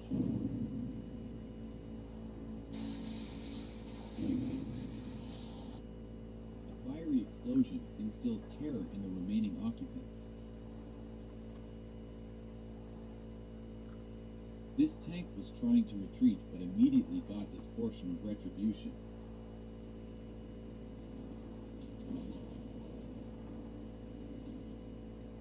This Russian T-90 tank hospitably welcomed a kamikaze drone into its cabin and burned down completely.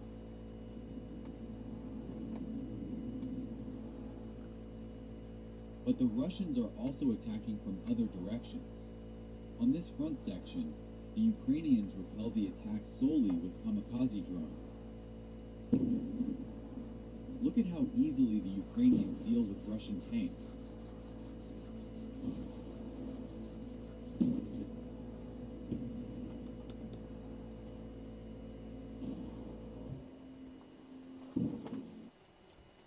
We can always count on Tim Kennedy to defend women's rights, fight for gun reform, and protect Social Security and Medicare. That's why those we trust Tim Kennedy to continue working for us in Congress. Vote for Tim Kennedy on April 30th. I'm Tim Kennedy, and I approve this message. Captured and abandoned Russian tanks are subject to immediate destruction. Typically, another team of drone operators handles this task. Thanks to them, we always have fresh footage of burning Russian tanks. Indeed, a single Russian tank can burn for a very long time, especially when its ammunition detonates and explodes. Sometimes this process can last for several hours. But the Russians continue to advance on other fronts as well. Here, they encounter fierce resistance from Ukrainian artillery.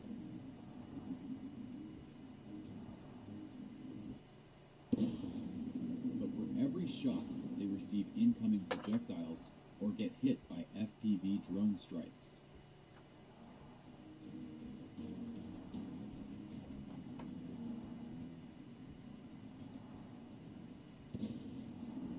Sometimes Ukrainians use various types of anti-tank missiles.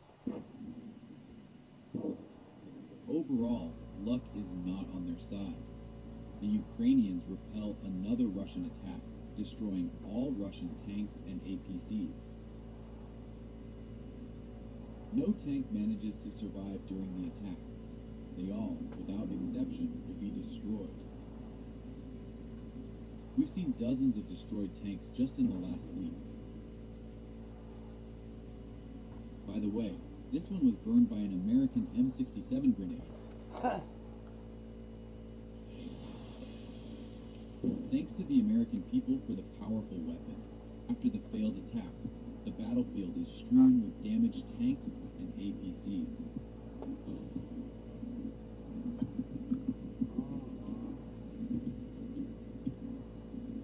But many tanks and armored vehicles still remain undamaged on the battlefield. Therefore, drone operators are persistently working to destroy all Russian weaponry.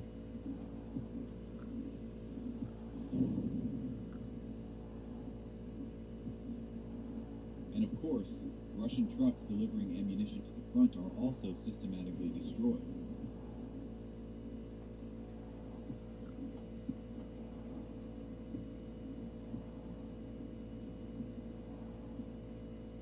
This video is evidence of the first case where Russians managed to hit the American HIMARS rocket artillery system. The HIMARS was spotted not far from the front line. To hit the American rocket artillery system, the Russians used a super powerful ballistic missile Iskander. After such a missile, the HIMARS is guaranteed to be destroyed. In 2 years of war, they have only destroyed one unit. But the Russians were very happy and consider it a great achievement. Their first capture was a Russian infantry fighting vehicle loaded with ammunition.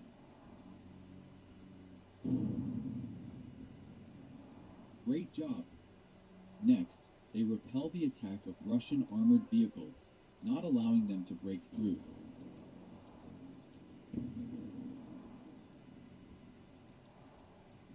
This Russian APC receives 2 drone strikes.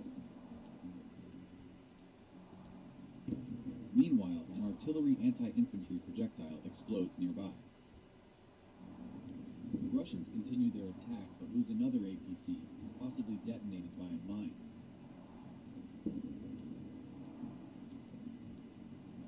When the Russians began to maneuver, the Ukrainians destroyed the lead tank with an anti-tank missile.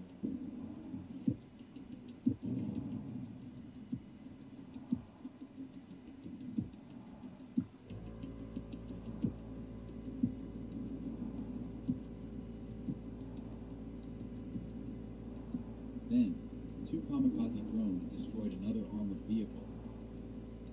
After that, the Russians stopped attacking as they suffered heavy losses.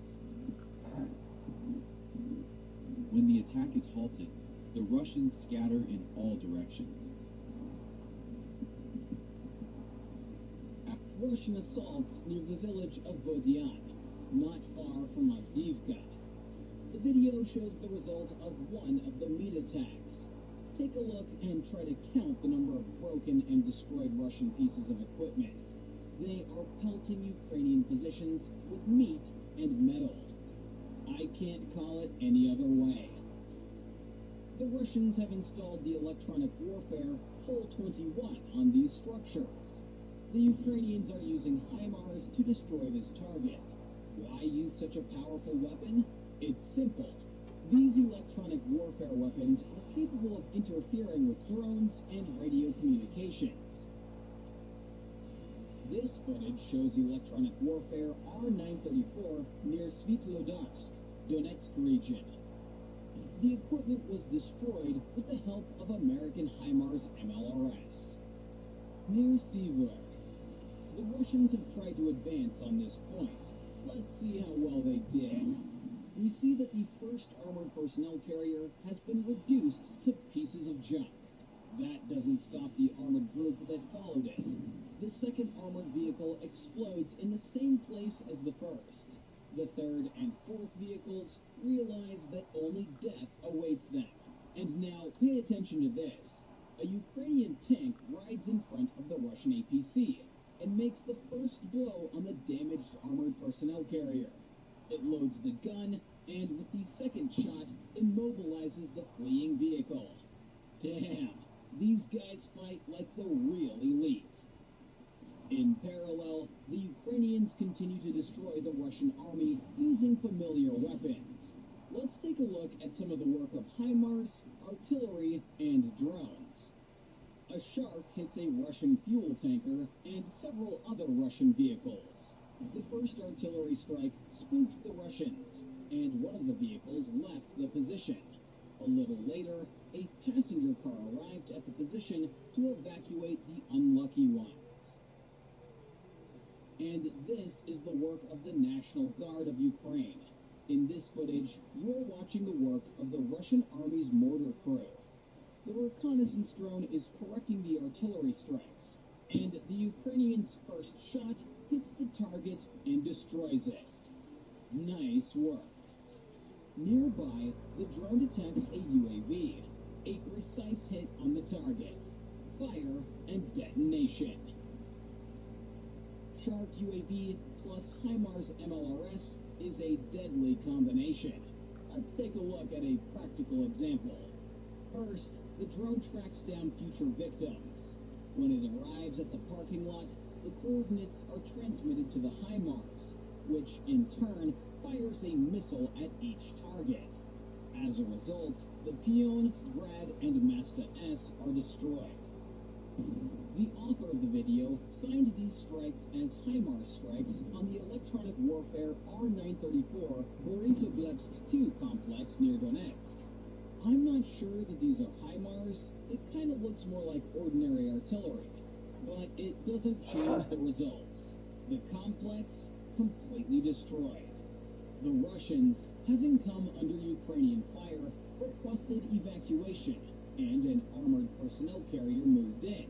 The Ukrainians saw this and launched several kamikaze drones. Now the Russians have no means of transportation and are stuck in a dangerous position. A Russian BMP-2. The reason why it was abandoned in the middle of the road is unknown. After the drone hits the armored personnel carrier, there is an explosion. Now, this truck is destroyed. Sparks tracked down an enemy location. 8 trucks, possibly for transporting personnel and ammunition. A second hit causes ammunition to ignite in one of the trucks. Vehicles nearby must have been damaged in the strikes as well. For dozens of soldiers, this day was their last. Excellent work by the reconnaissance and artillery. I don't know what the crew of this tank was doing, but they didn't do it for long. Suddenly, a Ukrainian drone knocked into the engine compartment and interrupted them. Another tank destroyed. This Buhanka was transporting weapons for Russian soldiers, but was stopped in time by a Ukrainian drone. This is a Russian Ural truck, and it has an automatic grenade launcher mounted on top. A kamikaze drone manages to hit a target that is already retreating. The second drone secures this result. Another armored personnel carrier arrives to evacuate the Russian soldiers. A third drone flies in to prevent it. Fortunately for the Russians, the drone does not reach them in time due to heavy interference.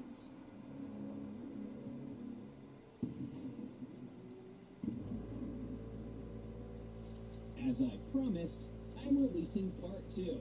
Let's take a look at the madness that the Russians are engaging in. Klishchivka.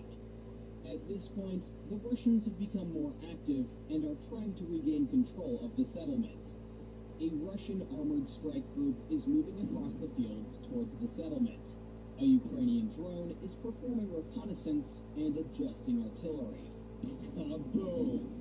The Russian guys are starting to have some serious problems on their hands. Ukrainian artillery begins to work the stalled column. 2 Russian armored personnel carriers are engulfed in flames. An immobilized tank stands nearby. The assault has failed. Near Soledar, Russian paratroopers went on a daring assault. A BMD moves towards the AFU positions and fires from a machine gun. A Stema-P ATGM missile hits the vehicle. The second missile kills the armored personnel carrier. The second armored personnel carrier with a paratrooper suffered no less. The Russians have resorted to a new tactic. They sent an armored group to assault during the night. The Ukrainians were scouting and did not miss the moment. A Russian tank explodes on mines. The fourth tank was damaged as a result of blowing up the previous tanks. As a result, the Russians lost 4 vehicles. The northern flank of Avdiivka. The Russian column leaves on a combat mission. The first armored personnel carrier goes to scout the road and runs into a mine barrier. The artillery hits the Russian vehicles very accurately. At some point, the Russians realize that it is madness to keep moving forward and begin to turn around. The second column advances to the assault. The Russian tank succeeds in destroying the Ukrainian mines. The second tank decides to repeat this insane challenge and turns into a pile of scrap metal. And what's this? Did HIMARS end up in the neighborhood? That doesn't stop the Russians. The third column continues to move on. Panic among the Russians. 2/3 of the armored vehicles destroyed. This leads to reckless action and more casualties. The Ukrainians sure are giving these Russians hell. 2 armored personnel carriers and 2 tanks move towards the Ukrainian positions. Ukrainians open fire and hit the armored personnel carrier. Probably they used an ATGM or a kamikaze drone. The tanks move off the road, changing the direction of their attack. The second armored personnel carrier is also immobilized. The tanks continue their attempt to flank the vehicle. They receive orders and begin to retreat, while firing on Ukrainian positions. The assault fails. The Kharkiv region. A suicidal attack of Russian tanks. The first tank with a minesweeper falls victim to an ATGM. It is stopped in its tracks, as well as the column that was moving behind it. The Ukrainians hit an armored personnel carrier with the second shot. A kamikaze drone flies towards the stopped column. It crashes into the tank, penetrates the armor, and leads to the explosion of the ammunition. The column is destroyed. The OSA anti-aircraft missile system is moving towards the forest to hide from the Ukrainians. As you might have guessed, the Russians didn't succeed. The Russian army's attack, meant to bring strategic success, did not go as planned. Russian tanks were blowing up, burning, and exploding again. Let's take a closer look. Tanks, APCs, and airborne troops, all ready for battle, split into small groups. The Ukrainians are using cluster bombs. An ATGM hits a Russian APC. Oh A my god, tank why deploys is it troops in an so open fucking field. off? Now, this APC is nothing more than a meat grinder. The second group is just hundreds of meters from Ukrainian positions. They were met with a surprise left overnight. Pay attention to this synchronization. And these are the daredevils who went on solo attacks. Pure madness. The third group consists of APCs and the madmen inside of them. A precise ATGM hit stops the Russian armored vehicle. A tank and 3 APCs. The Ukrainians are simply picking off tanks with javelins. Russian tanks are engulfed in flames. The attack goes on. APCs rush to take cover. It almost made it. But then, a Ukrainian kamikaze drone catches up with the APC. Now, check out this video. This column was just decimated. Ukrainians strike with cluster bombs to destroy the enemy's manpower. It's rather effective. This APC made an unforgivable mistake. From just 10 to 20 meters away, Ukrainians destroy it with an RPG shot. Such bravery deserves a like. And here's an ATGM Stugna P missile nearly hitting a Russian APC. The Russians try to dig in at one of the settlements in the Avdiivka region. A dozen soldiers disembark on the village's outskirts. An unpleasant surprise awaits them on the other side of the village. As the soldiers leave the APC, it drives away. Notice this moment. A kamikaze drone flies over the APC. The drone continues to tail the Russian armored vehicle. The operator waits for the right moment to deliver a crushing blow. The APC is immobilized. Another Ukrainian drone strikes. The APC is destroyed. One hit was enough to start a fire. The drone returns and discovers the debris that used to be this tough. Another hero, a tank nicknamed Kuzbas. The Russians tried to protect it from all sides. And maybe it could have withstood 1 or 2 more hits from a kamikaze drone, but it couldn't save it from a grenade. The fire did its job. Kuzbas burned to ashes. In this video, Ukrainian strike drones destroy what attacked the Ukrainians during the day. First, they burned a tank. And then a group of 3 units, a tank and 2 APCs. A perfect bonfire. Another tank. Some of the ammunition detonated, but it wasn't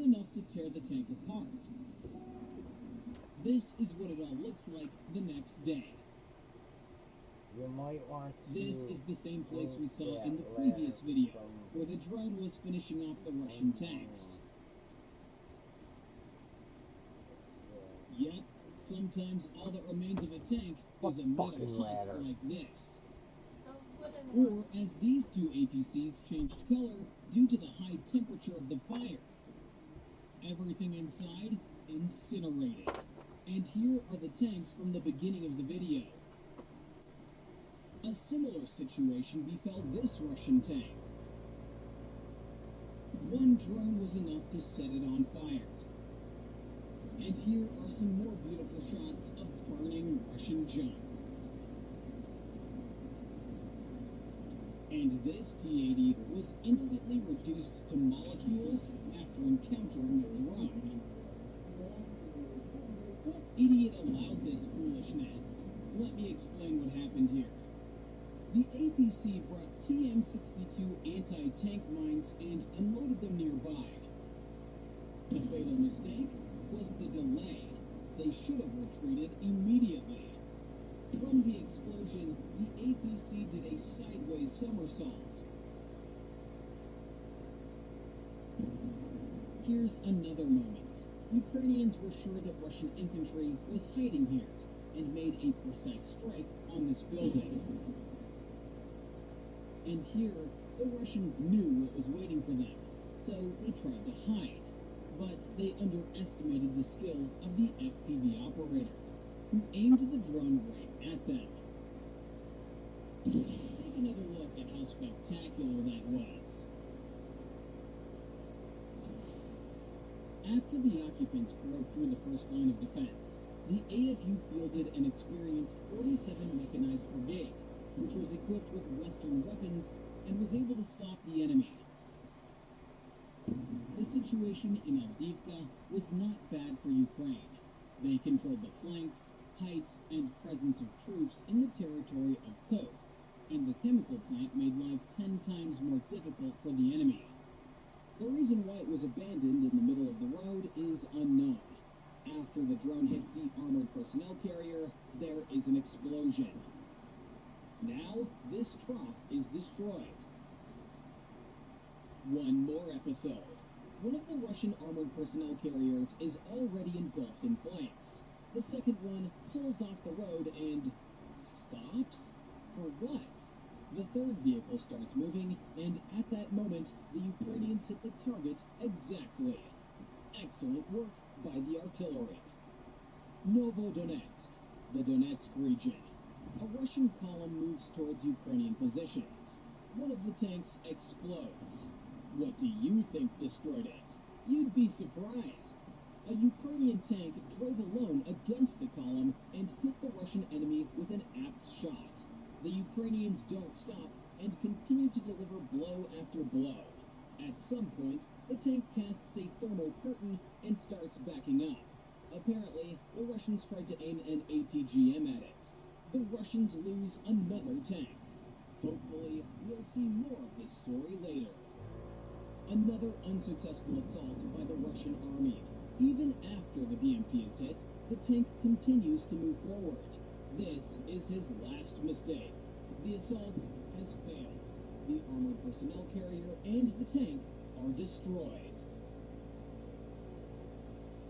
And this is already a jeweled hit from Ukrainian artillery. This Russian tank paid dearly for stopping. A precise hit from 155mm ammunition turns the tank into a piece of metal. Let's start with 2 episodes of failed assaults. 3 Russian tanks decided to attack the positions of the Ukrainian armed forces. The first and the second tank were hit by the Ukrainians using ATGMs. And this Russian tank can't escape death. But let's return to armored personnel carriers and Russian tanks. More footage of the magical transformation I gotta of a Russian reshoot this. tank into a pile of This scrap metal. pisses me off. The Avdiivka region. A Russian T-90M tank assaults Ukrainian positions. Oh, what the fuck happened to this To camera? hinder this. As things heat up, the tank starts to retreat. At that moment, it's caught by a kamikaze drone. The modern Russian tank is destroyed. And here's a cargo truck and an armored car, Tiger. They both become easy prey for kamikaze drones. A Russian cargo truck brought ammunition to the positions, and the Ukrainians immediately destroyed it. What a pity. Now it's the turn of this Soviet junk, a T-62 tank from 1967. This is the kind of scrap the Russians are pulling to the front. Now it's the APC's turn. One grenade and $400,000 turns into scrap metal. A drone drops explosives into an APC. Oh my A God. fire starts immediately. A powerful explosion and detonation of ammunition occur. Am I the only one who likes watching such footage? That combination of fire and armored vehicles. There's something mesmerizing about it. It's target number 2's turn. The APC instantly ignites, and a powerful explosion follows immediately. I want to watch it again. Excellent. A crater is left in its place. Target 3. The flame gradually intensifies. Ammunition starts to detonate. It's beautiful. Here are 2 Russian tanks from one of the failed attacks I showed at the beginning. The Ukrainians target a T-90 tank. This video shows the perfect performance of a 155mm smart projectile. Pay attention to the accuracy. You can clearly see the trajectory of the projectile in these shots. For example, this is the defeat of a Russian tank by a Javelin missile. There was no detonation. Apparently, it was without ammunition. Abandoned Russian equipment must be destroyed. Kamikaze drones are excellent at this task. Look how this drone neatly flies inside the AFV. Nice work. Naturally, it was not without epic explosions. This is how beautifully the Russian AFV turned into scrap metal. Also, this Russian tank. Nice bang. Another tank of militants. A Ukrainian soldier videotapes the detonation of the tank. Near Sivur. The Russians have tried to advance on this point. Let's see how well they did. We see that the first armored personnel carrier has been reduced to pieces of junk. That doesn't stop the armored group that followed it. The second armored vehicle explodes in the same place as the first. The Russians begin the attack. The tank goes first, followed by the BMP. The armored personnel carrier continuously fires at them. At some point, the armored personnel carrier turns into a cloud of fire and shrapnel. What weapon do you think is capable of this? At first, I thought it was a Javelin or anti-tank mines. But no, it was a Ukrainian kamikaze drone. Wow, what a powerful explosion. And here's what happened to the Russian tank that was leading. First, the Ukrainians immobilized it, then directed a kamikaze drone at it and burned it. It's no secret that Ukrainians have managed to secure positions on the left bank of Kherson. It was these positions that Russian tanks aimed to storm. The Ukrainians don't have heavy machinery here, but they do have kamikaze drones. A drone strikes the tank's turret, and not even an armored shield can handle that. The shaped charge reaches the ammunition, causing a massive detonation. Let's return to the destruction of equipment. I've got more to show. The drone dives into its target. The APC is instantly engulfed in flames. In 30 minutes, the Russian APC was completely burned out. That's simply the amount of time it took the Ukrainians to replace the battery and return. This is a Russian tank. And this is the same tank through the eyes of a kamikaze drone. A perfect hit.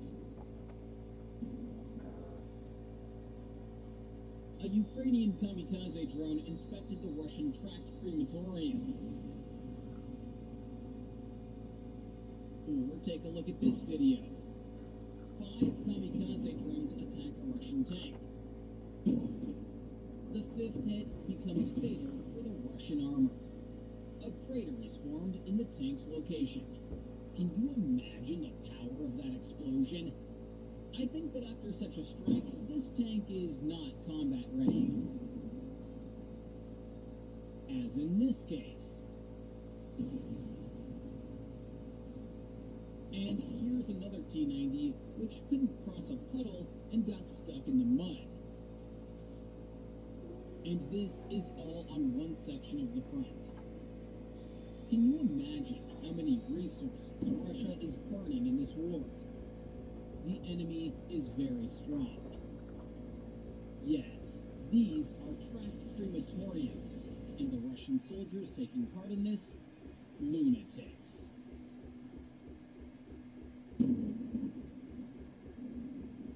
Here's the perfect example. The incendiary mixture falls on the netting, protecting the tank from grenades and bombs. It's all the way out. The contents gradually drip onto the tank, and the flames camera. spread to the hull. Let's move now to another section of the front where constant fighting is taking place. These 2 APCs were stopped by mines. After one of them explodes, another explosion occurs. Pay attention to this exact moment here. An armor plate falls on a mine, hits it, and another explosion happens. This APC was carrying ammunition to Russian soldiers at their positions. Another pair of APCs. The drone first approaches from the left side, but the hit doesn't yield the desired result. Then, the Ukrainians send a second piece of Russian junk. It is also destroyed. The Russians are moving the 2S-19 Masta-S self-propelled howitzer into the forest to hide it from Ukrainian reconnaissance drones. The Ukrainians, however, see all of this. When the howitzer is securely hidden, the Ukrainians launch a HIMARS missile at it. The target is eliminated. These are the frames of the work of a Russian UAV team. A Ukrainian drone tracked a Russian reconnaissance drone and followed it to the command post. Then, the HIMARS took over. And how about this beauty? A kamikaze drone strikes an abandoned Russian armored personnel carrier. The damage causes a fire, and then an explosion. Beautiful footage of burning Russian junk. Here's another piece of Russian junk. The drone flies right inside. The fire does its job. When the drone returned, it found this. And who do we have here? This drone perfectly flies into the armored personnel carrier, and then it's the same old story. And here's another Russian tank. The operator perfectly executes the task and destroys the tank. There's another target nearby, also a tank. Watch how beautifully it explodes after the drone's hit. Another example. 2 Russian tanks were stopped by Ukrainian warriors. Ukrainians used kamikaze drones to finish them off completely. This Russian APC decided to pave its own way. Relying on luck, the APC rushes towards the trench, but explodes on mines. This venture cost the Russians a miracle. Take a look at these flames. The Russian tank is destroyed. The negligence of this APC became fatal. Venturing into direct fire from the Ukrainian tank, there was no escape for it. One shot, and the target is hit. Impact and explosion. This is how it looks from the tank's perspective. Such precise work deserves a thumbs up. The Russian column of tanks and APCs was spotted by the Ukrainians. They split into groups and attacked from several directions at once. The first to come under fire is an APC. Next, the Ukrainians destroy a tank. This APC runs over mines. It turned into a crematorium on tracks.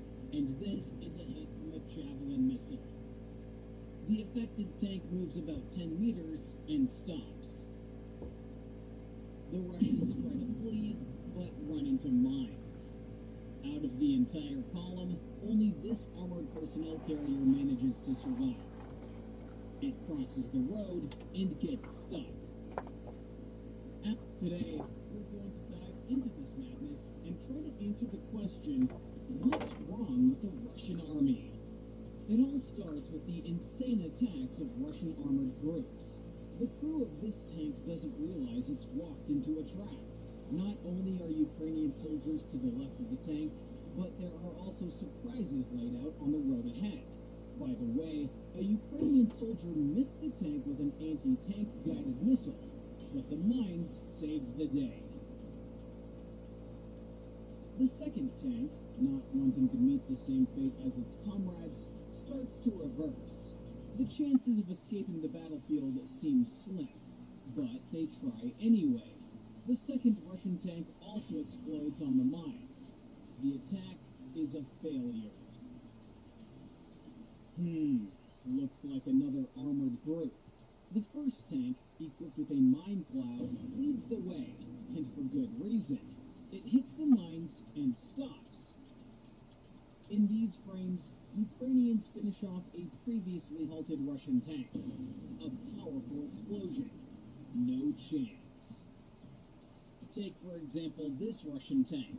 Its attempt to hide from the battlefield failed. Here's another good example.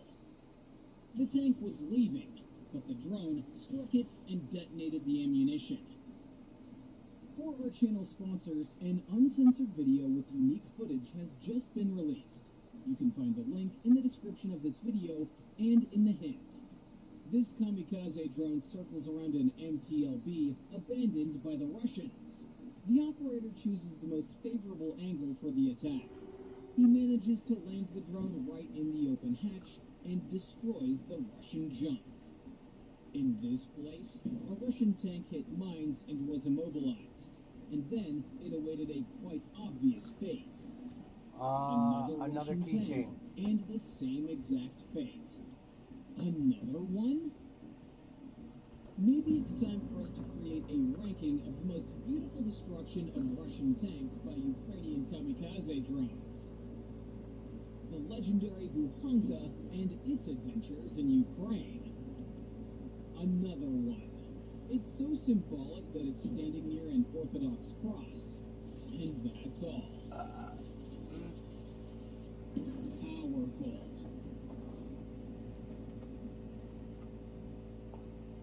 These Russians thought that the night would help them hide from Ukrainian drones.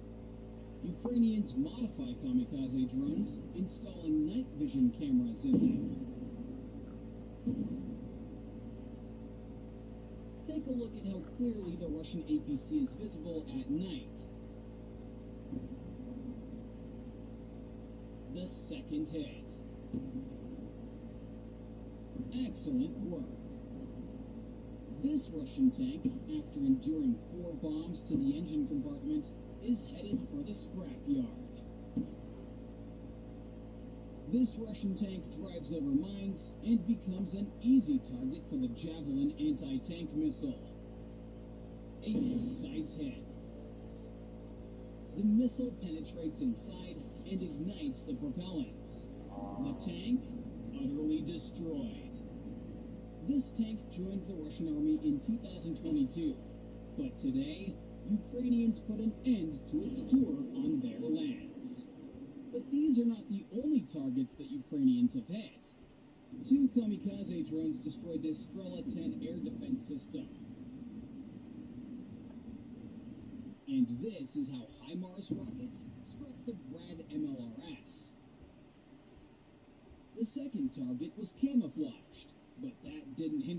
detection, and destruction. For the third target, Ukrainians waited for the right moment and then delivered a devastating blow with a kamikaze drone. The operator of this drone is a real ace. The hatch of the Russian tank was open less than half. Take another look at this throw. The tank catches fire. Take a look at this video. Is this not sheer madness? Russian tanks, armored personnel carriers, and soldiers are seemingly on a suicide mission against the Ukrainian defense. But that's not all. The Ukrainians have spotted another target, another BMP. A kamikaze drone qualitatively fulfills the task. To make sure of it, a second drone arrives, also armed with explosives. There's no need for it, and so it flies away. A Russian tank was abandoned after a failed assault. The operator is trying to get the drone into the open hatch. It succeeds on the second attempt. Now we can watch a beautiful fire show. In these frames, Ukrainian kamikaze drones are killing what is left of the Russian column after meeting with the Ukrainians. Who wants a deep-fried buhanka? A drone blast rips the car apart from the inside out. The Akatsia SPA covers the Russians attacking near Avdiivka. A Ukrainian drone successfully eliminates this target. The SBU has discovered a warehouse with anti-tank mines. At any moment, the Russians may use them to strengthen their defenses. So we must not delay. The warehouse is destroyed. Another truck with a mortar. A Ukrainian kamikaze drone goes after its target. Nice hit. A Russian T-80 tank. After another meaty assault, the Russians abandoned it. Now, the Ukrainians will take care of it. It burns well. During a daytime reconnaissance mission, a vehicle was detected moving towards the forward positions. Having followed the movement of the car, the Ukrainians discovered the deployment of Russian soldiers. The decision was made to destroy the vehicle and make the occupants nervous. As it later turned out, the vehicle was carrying ammunition. After the failed attack, the Russians drop their cans and flee. The drone hovers over the AFV and makes the first drop. A grenade falls nearby. The operator corrects the drone. The second grenade hits the target. This, however, is not enough. The armored vehicle must be destroyed. The fourth grenade hits exactly in the engine compartment. Now it can be considered that the task is accomplished. In the morning, the drone returns to evaluate its nightly work. You can see the results on your screens. I'm almost done. Russian-style demining. It turned out to be quite effective. A Russian tank hits the first, second, third mine, and imagine that it's still able to continue moving. Although the explosions look quite impressive. The tank passes through a wooded area, enters a field, and begins to clear anti-personnel mines. Once again, it hits an anti-tank mine. This was enough for the tank to catch fire, and the crew decided to abandon it. A good example for other Russian tankers to destroy armored vehicles. Two APCs packed with paratroopers race across the open terrain. They are detected and try to break through with a fight. Kamikaze drones are directed at them. This is what the operator of a Ukrainian FPV drone sees. Drone drops explosives into an APC. A fire starts immediately. A powerful explosion and detonation of ammunition occurred. Am I the only one who likes watching such footage? That combination of fire and armored vehicles. There's something mesmerizing about it. It's target number 2's turn. The APC instantly ignites, and a powerful explosion follows immediately. I want to watch it again. Excellent. A crater is left in its place. Another T-90. It's easy to recognize by its unique turret. It is also destroyed. On the battlefield, many damaged but not destroyed tanks remain. While the Russians have retreated, it's necessary to destroy what they left behind in their fight. Thus, the Ukrainians will now be burning tank after tank, APC after APC, leaving nothing for the Russians.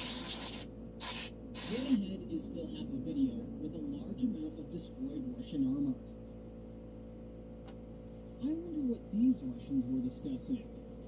The Ukrainians release a 30 with explosives. It hits the armored personnel carrier. The explosion easily tears it apart and scatters pieces of armor. A powerful blast. From this video, it becomes clear just how destructive FPV drones can be. After the second hit, a part of the building simply crumbled. And this happened even though the drone exploded inside, not upon impact with a wall. Now, the Bradley has lived up to its nickname, Tank Killer. In these next frames, a modern Russian T-90M tank turns into a Civ. The American combat monster once again confirmed its effectiveness. The M242 Bushmaster cannon is capable of penetrating up to 40 millimeters of steel armor.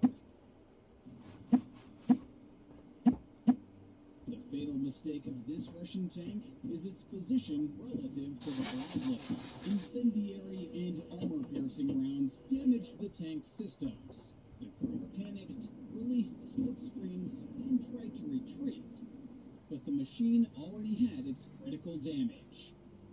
This is what a Russian tank looks like after an encounter with Brad. Bradley came to stop the Russian infantry, which is crossing the field to storm Ukrainian positions. Even if the Russians reach another planting, it changes nothing. The cannon cuts down trees like thin branches. They offer no cover. This is an incident near Avdiivka. Ukrainian assault troops call for reinforcements. The Bradley IFV easily suppresses the Russian advance.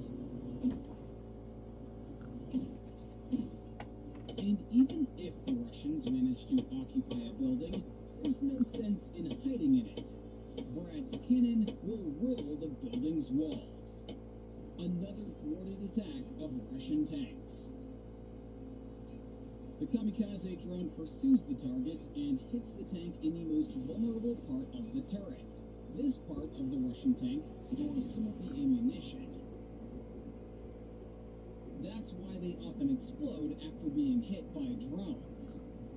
The turret was thrown several meters from the tank. Excellent work. A Ukrainian kamikaze drone enters the Russian tank with precision. After a few seconds of agonizing wait, an explosion occurs. It seems the Ukrainians have started using self-destructing systems for drones in such cases. Smoke, fire, and a spectacular explosion. This video is yet another good example. The Russians should have long considered the storage of ammunition in the tank turret. Look at the force with which the turret is thrown up. At that moment, incredible pressure is created inside the tank. After the failed assault, the Russians abandoned their tank. Ukrainians use FPV drones to destroy it. One of the hits proves fatal for the Russian tank. Kamikaze drones can reach Russian tanks, armored personnel carriers, and infantry in the most inaccessible places or several kilometers from the front line. In this video, the Russians are preparing fortification structures, and engineering equipment is at work. The drone dives into an excavator, and an explosion occurs. The fuel ignites brilliantly. The job is done perfectly. or this operation to destroy a BM-21 Grad in the rear. Special forces identified the target, launched a drone, and directed it to the Russian rocket artillery. The Russians tried to change their location, but they couldn't escape pursuit. The existence of this BM-21 Grad is terminated. Another group of soldiers rushes to assist. Are the Russians running out of tanks? This attack used only APCs. The first target is hit. While these Russians were thinking about what to do next, another drone came in. And here's the strike on the third APC. 3 drones at once. Another APC. Beautiful. And the final target. This one got the farthest, but it didn't save it from destruction. Excellent work. Facing such fierce resistance, the Russians decide to hide their APC in a garage. 3 kamikaze drones attack the target.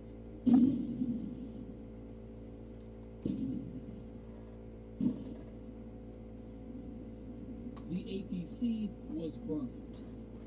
If you look closely, you can see its turret. The northern region. APCs fall into a trap. A Ukrainian kamikaze drone first blows up one. The second target.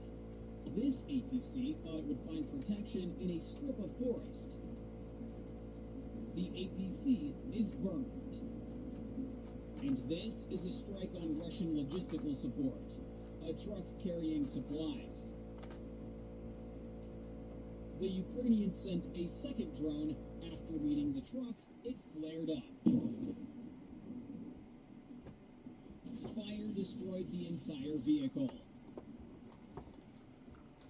The Russians stopped to fix their truck. Ukrainians took advantage of the pause and delivered a devastating strike. Ukrainian drones come to spook the enemy. The first target is TM-62 anti-tank mines.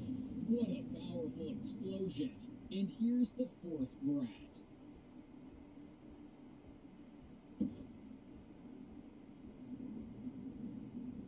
The fifth target. Another strike by HIMARS. The Grad is destroyed. And that's not all. Another MLRS. And take a look at the fire after being hit. Another excellent fireworks display. This series concludes with this strike. Some very effective work. How about this visit by a kamikaze drone to an enemy bunker? I don't know what was stored there, but it burned and detonated for a long time. A beautiful spectacle. The Russian radar Yastreb with an astonishing cost of $250 million. Ukrainians didn't hesitate to use HIMARS missiles to destroy such a rare and important target.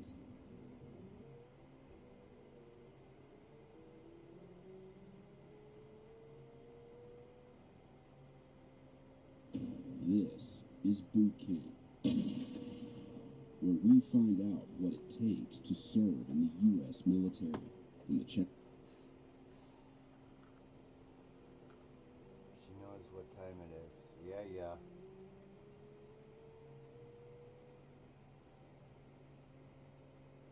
Hey everybody, Eric here from Nomadic Fanatic, coming to you from Central Texas.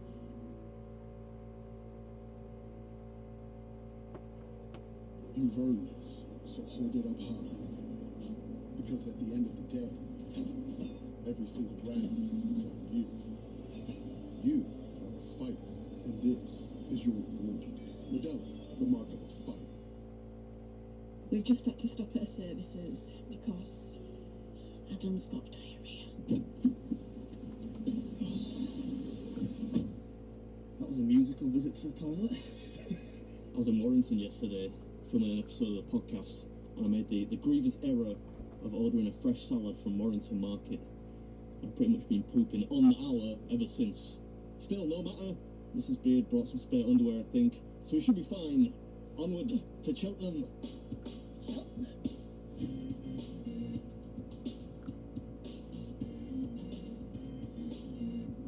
Cheltenham, famous for horse racing. It's supposed to be around here somewhere. There we go. It's in a basement. That's it. Is it time for another parking debacle? It's been a little while. Shut up. Could go straight into that one, I think.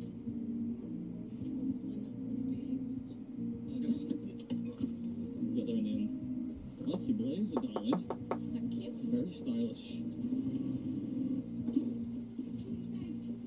I'd say that's like, these are easy and quick. Yeah, you'll love those then, darling. Just some chips, plain chips. No Stop flavour, it. nothing with flavour. She'll just have chips. Stop. Yeah, sounds fine. And then the challenge? Yes. No, zero flavour. The place we're at today is called Board and Bite, which is like, as you can probably see, a board game cafe. And they do a food challenge called the Gatsby Challenge, which I think is like a giant sandwich. And I don't know what time limit it is, but if you finish it, you get a free. You found a board game for us to play? I can't even argue, really. What's the rules of that game? In fact, don't tell me. My catchphrase. Catchphrase. That's quite appropriate for you, since the mascot is called Mr. Chips, and you used to have lots of chips. Right, this is what we're doing, the Gatsby Challenge, which is a large sandwich, a chip sandwich, no less, and if you finish it, you get it free, and a round of drinks. No one's actually done the challenge. Nobody's finished it. So if you do it, you'll be the first one. Oh my goodness, what an honour. Yeah. Oh, I can do it now. Yeah. I think, it is a lot. This is definitely you. That's me. What? Well, could you see through a door? It's really big. Come on, we're in this together. Oh, Lord of mercy. That is pretty big. Right, so we're sitting at a place called Board and Bite, which is in Cheltenham. It's like a board game cafe, but they do this thing called the Gatsby Challenge. You can't really tell what it is. So covered is it in cheese sauce, but it's a giant sandwich full of 3 or 4 different types of meat, a kilo of chips, cheese sauce, and then a baguette or something underneath. You're only allowed 2 glasses of water. Thankfully, they're quite large glasses, so I'm hoping it will be alright. You get 40 minutes to finish, and nobody's finished it before, right? And if you finish it inside 40 minutes, you get the meal free and a round of drinks. Yeah. Right, are you going to give me a 3, 2, 1? Yeah? Right, 3, 2, 1, go. I don't really know how to eat it. Use my hands. I can't use my hand. Come on now. Oops. Oh, this is like nacho cheese.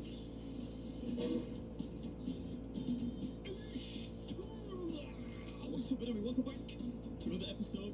I hope, by the way, you're enjoying this toe-tapping, fake hand-scratching town chat we got going on in the background. Full town, you might even call it. That's terrible. But yeah, today I'm at a place called Board and Bite in Cheltenham, taking on their yet-to-be-conquered Gatsby Challenge, which is a series of large sandwiches with chips on top. I was really excited to do this one because it's a sandwich, right? It's a little different to burgers, breakfast, that kind of thing. But even with a sandwich, a kilo of chips, you can't escape them. These aren't bad though. I'm eating them first for a change. So tactically, that's a little bit different to usual. Yeah, I want to save some of that cheese sauce for the sandwiches though. Yeah, they limit you to 2 glasses of agua on this one, so I thought I'd try save some of that cheese sauce for the crusty bread. Look at the size of those napkins, it's like a bed sheet. Mike found a napkin. Right, most of the chips are done now. Yeah. That's fried chicken, I'm going to do that towards the end. This is burger patties. Ooh, did you hear that crunch? That was the bread, by the way, not the burger patties. I wouldn't want you to think they were serving me burnt burger patties, despite what my face might currently suggest. But yeah, the Gatsby, it originated in Cape Town, apparently. Don't worry, I'll spare you the South African accent. That's usually met with a mixed critical response, so I won't do it. And yeah, it's a sub roll, or in this case, 3 sub rolls. It's filled with meat, but the meat is not important. What makes it a Gatsby is that it's topped with chips or fries, depending on your vernacular, and a boatload of cheese sauce. In this one, there's southern fried chicken, pork, burgers, and some obligatory vegetables, naturally.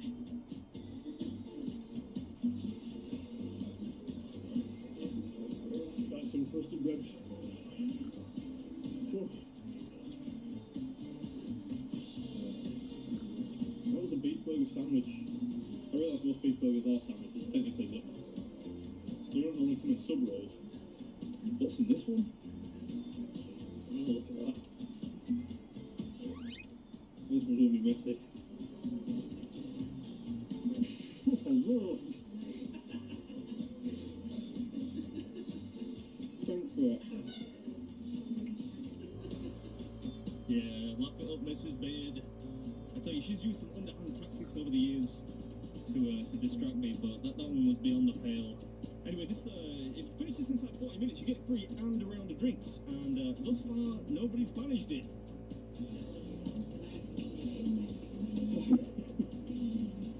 How do I look?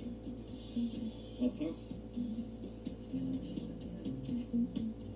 Are you on chip watch?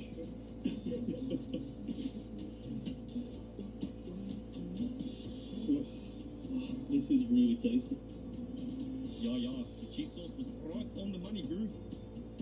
Sorry, couldn't resist. The pork was good, the fried chicken was good, the burgers were a little bit meh, but on the whole, very enjoyable. Run out of that delicious cheese sauce now.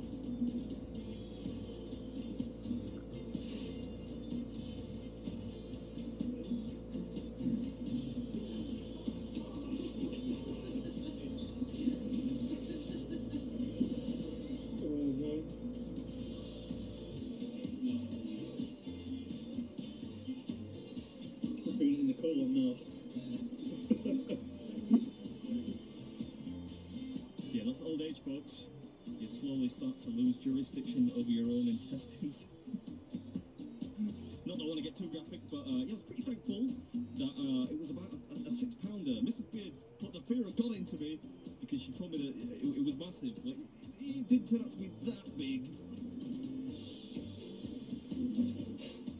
15 minutes. There we go. That's what she's really there for, to assist with a little bit of timekeeping, not just put awful imagery in my head.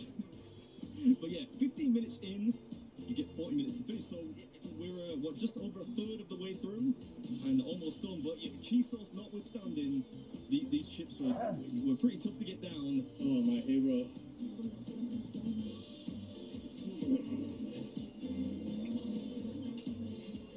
I'm clenching hard now. Spare us a detail, for God's sake. Still, nothing wrong with a bit of sphincter training. Anyway, hope you enjoyed the video, and as always, I'll catch you in the next one. Almost, Josh.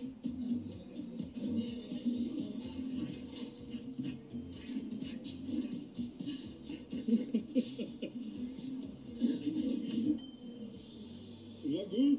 Okay. You seem astounded. Okay. Did you see him like look at the table when he went by? He looked like under the table. I feel like, yeah, I don't know.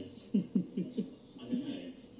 So I get I would have come, like, I was like, oh, I'll check halfway and then, like, and now I feel bad that I didn't even come once. No, it's fine, man. I think you were probably expecting that I'd start to struggle after maybe 30 minutes, but it was, am I driving? Should we forego the drinks then? Yeah. I'll let them keep the free round of drinks. Oh, thanks, mate. I can't. What are you going to do now? You want to play Operation? Right. This is Operation, is it? I mean, I've seen the advertisements on TV and the jingle. You're the doctor, it's so much fun to play. But I've never played it. Anyway, stop distracting me. I'm trying to eat my cheesecake. Okay, yeah, I've seen some people struggle to eat cheesecake. One of I thought it was going to be like a long thing. I didn't realise it was going to come in a big pile, so she's telling me, oh, Adam, it's massive. You're never going to do it. But it came out, I thought, I've probably got a good chance. But it was delicious, thank you very much.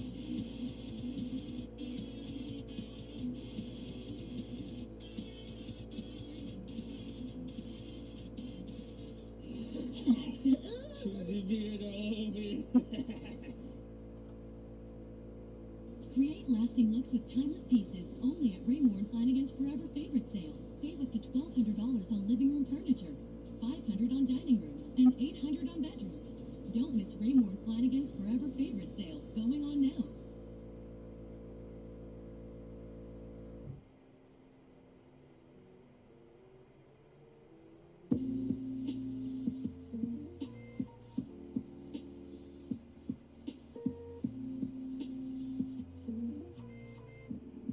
Something I find quite relaxing about driving at night time. Not like fall asleep at the wheel relaxing, that's me. You know, it's peaceful, tranquil. That's what it is. And the next video is going to be in San Antonio, which is a bit of a drive, so I thought I'd get it out of the way tonight. Check into a hotel, and you know, or you'd be fresh as a daisy boy morning.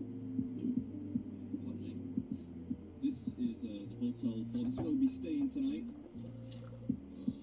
Still really, really hot. Hot suitcase, especially for this trip. I've got to say, it's really good.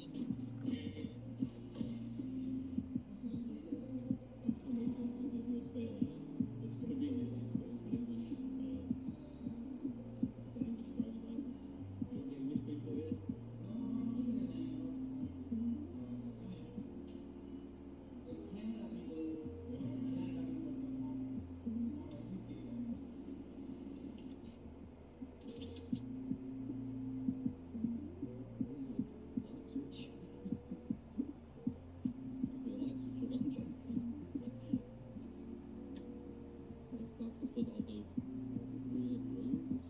TV over there, TV here.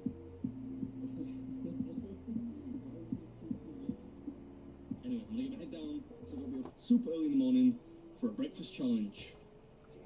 My favourite. A rich.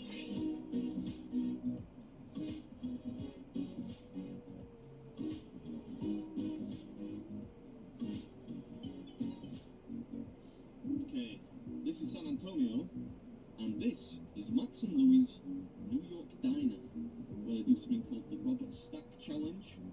So I'm going to quiz them on that, find out how it got its name. I love when there's a bit of a backstory behind it. It's windy out here. Guess that's Max and Louis. Right, so this is the thing we're doing, the Robert Stack Challenge, which is pretty much just a big tower of American breakfast favourites. Some bacon in there, sausage, egg. I mean, you can read. It's a cool place. They do pizzas too. I thought it was like a deli, but I don't think it is a deli. I don't know if you can see that, but I think somebody else has just ordered one. Oh yeah. So there's a guy named Robert Stack. I can show you. You can look it up on your phone. So he's, so this guy Robert Stack, and then Robert is a guest in the restaurant that's become a real. He's here 2-3 times a week. Oh right, okay. So one day he says, you know what? I want pancakes, French toast, and waffles. So I make this thing for him as a joke. Yeah. And then one day I said, you know, we're gonna make a challenge out of it. Nice. And that's when I added all the other stuff that goes along. Nice. Well, it looks scrumptious. It looks very nice. We're going to see the guy that's doing it. No, don't tell me you quit. You quit. Come on, that's like. Never want to finish. I honestly wanted to order just to see what it was like. And then I ate all the grilled cheese. Cut it to the waffle. No way. Did you ever see the hot dog eating challenge? Yeah. Real Nathan's one. Oh yeah, I've seen Where that. it's like, they dip the bun in water to make it slide. They dip the bun in water. That's disgusting. Who would do that? They dip it in water to make it just slide right down. Yeah. If you're not eating it.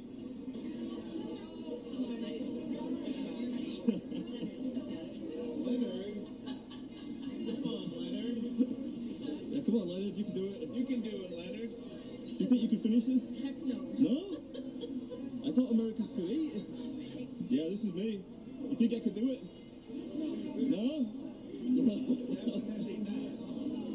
Everyone's saying no. Everyone. All right, so I'm at a place today called Max and Louis New York Diner, and I'm taking on their Robert Stack Challenge. Was it 30 minutes? 25 minutes. 25 minutes. That's actually right there. Yeah. That's okay. Pancakes, bacon, eggs, French toast, chicken. A chicken finger, and yes, you have to finish the orange to qualify. With the rind as well, or just... No, you don't have to eat the rind. Or the I'll do stick. it. Or the stick. And if you finish in 25 minutes, it's on the house? It's on the house. Nice. And you even get a t-shirt. Oh, t-shirt too. That's right. Let's start with the syrup. I'm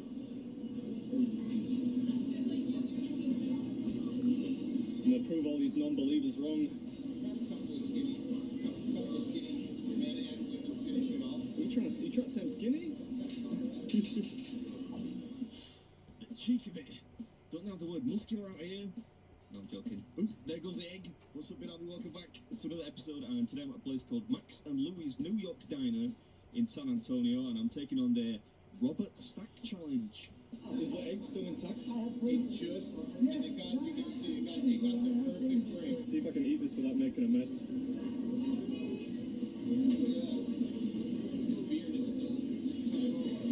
I'm a professional. I just thought I would try and get like the sloppy stuff out of the way first, but it's not really worked out that way. Really. Oh, I love French toast too. Yeah, and if there's one thing you can say about America, it's that they do French toast right out here. It's been a while since I ate some as well, so I was looking forward to this element in particular. I'm going to save some of the French toast to the end because this is amazing. Amazing. Yeah, it didn't disappoint. I don't know why I prolonged the word amazing there. Maybe just to get my point across. Because the French toast was incredible. Really light, kind of crisp on the outside, but gooey and fluffy in the middle. And the owner actually said that most people, when they get through the French toast, they think they've got it licked. But they then go on to fail, and I kind of get why, because these pancakes, they look maybe a little flimsy, but they are really, really dense. They're tough to get through, and I mean, they were piping hot. Very enjoyable, don't get me wrong, but they're not easy to eat, as you could no doubt see. I think they probably take me the longest of all the elements included in this stack. This food is unbelievable.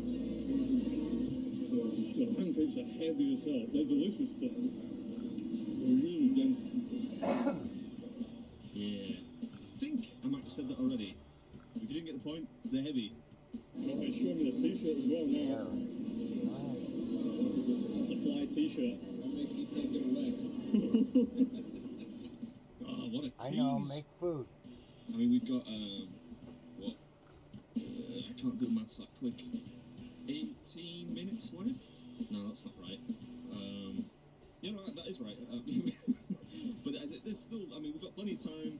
Just the meat and waffles to go. I thought it would be American-style sausages, but they're not. They're like English-style. This whole meal's a banger, Sonny Jim. But yeah, that is what we call them in England. Well, not really. I don't know anyone that calls them bangers. But I like that he was trying to build bridges there. What we got left? Just the bacon, that one remaining slice of French toast, and the waffles, plural. Is this just one waffle? I'm going to break it up into several waffles, 4 waffles. But even the waffles we got, I'm not a huge fan of waffles, you know, I'll tell you the truth. It's just upset waffles. Was that 5 times in one sentence? But they were good. They were crisp on the outside, fluffy in the middle, just the way you want them. Fastest ever. That's what my girlfriend says. You had to take it there, didn't you? She'd be mad if she, I mean, she doesn't watch the videos, but if she is watching, she'd be mad because technically she's my fiance. Just always sounds a little bit, you know, flamboyant to say the word fiance rather than just girlfriend. Maybe we should get married. We have been engaged for like 7 years now. Anyway, enough about my personal life. Just finish up some scraps, and then it's on to the final slice of French toast. I don't know if that counts as eating. Oh, I'm gonna enjoy this last piece of French toast. Yeah, you bet your sweet bippy I am. I've got to say, if you're in the area, you probably eat here all the time. But if you are not in the area, or if you're passing by or something, you should try it just for the French toast. It's the best French toast I've ever had in my life. Hope you enjoyed it, and I'll catch you in the next one.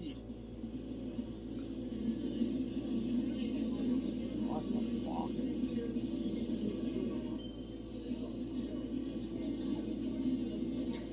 Oh, thank you. And a wet wipe. 2 wet wipes. Thank you very much. Thank you. Did I make it? Look at that, that's neat. Thank you. Incoming. Good lord, it's not that big. It is quite common that I ask for dessert after the main event, but I think I'm regretting it a little bit now because we're eating again tomorrow. And look at the size of this cake. Oh, right, there it goes.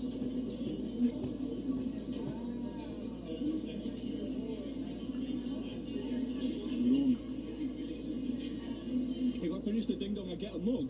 So I already cut the main cam, but the manager said that if I could finish this piece of ding dong cake inside the remaining time, then I get a mug too.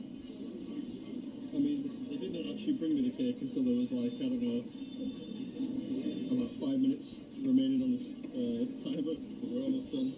By far the fastest. That wasn't even that quick. Not only was it fastest ever. I think that was the most fun yet of the series. And I love when I win something which is not just a t-shirt. I got a mug this time. You're not going to leave that, are you? You better finish that.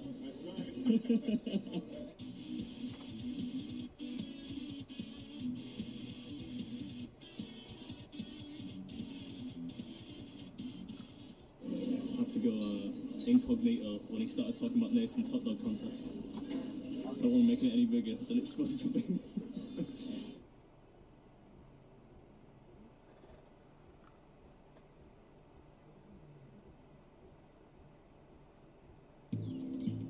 Lost a bet.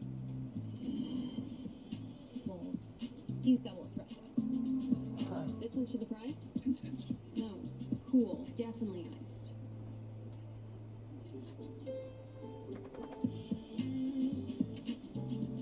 Sweet.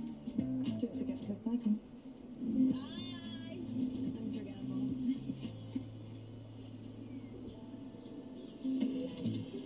Nespresso. What else? I was looking to get a new truck, so I raised my credit scores with Experian Boost. Now, Experian Boost is even better, because my monthly insurance payments can help me build credit. Instantly. Free. More ways to build credit. Download the Experian app. You can't come all the way to Texas and not have steak, can you? So today, we're going to eat the biggest steak Texas has to offer. I'm going to try at least.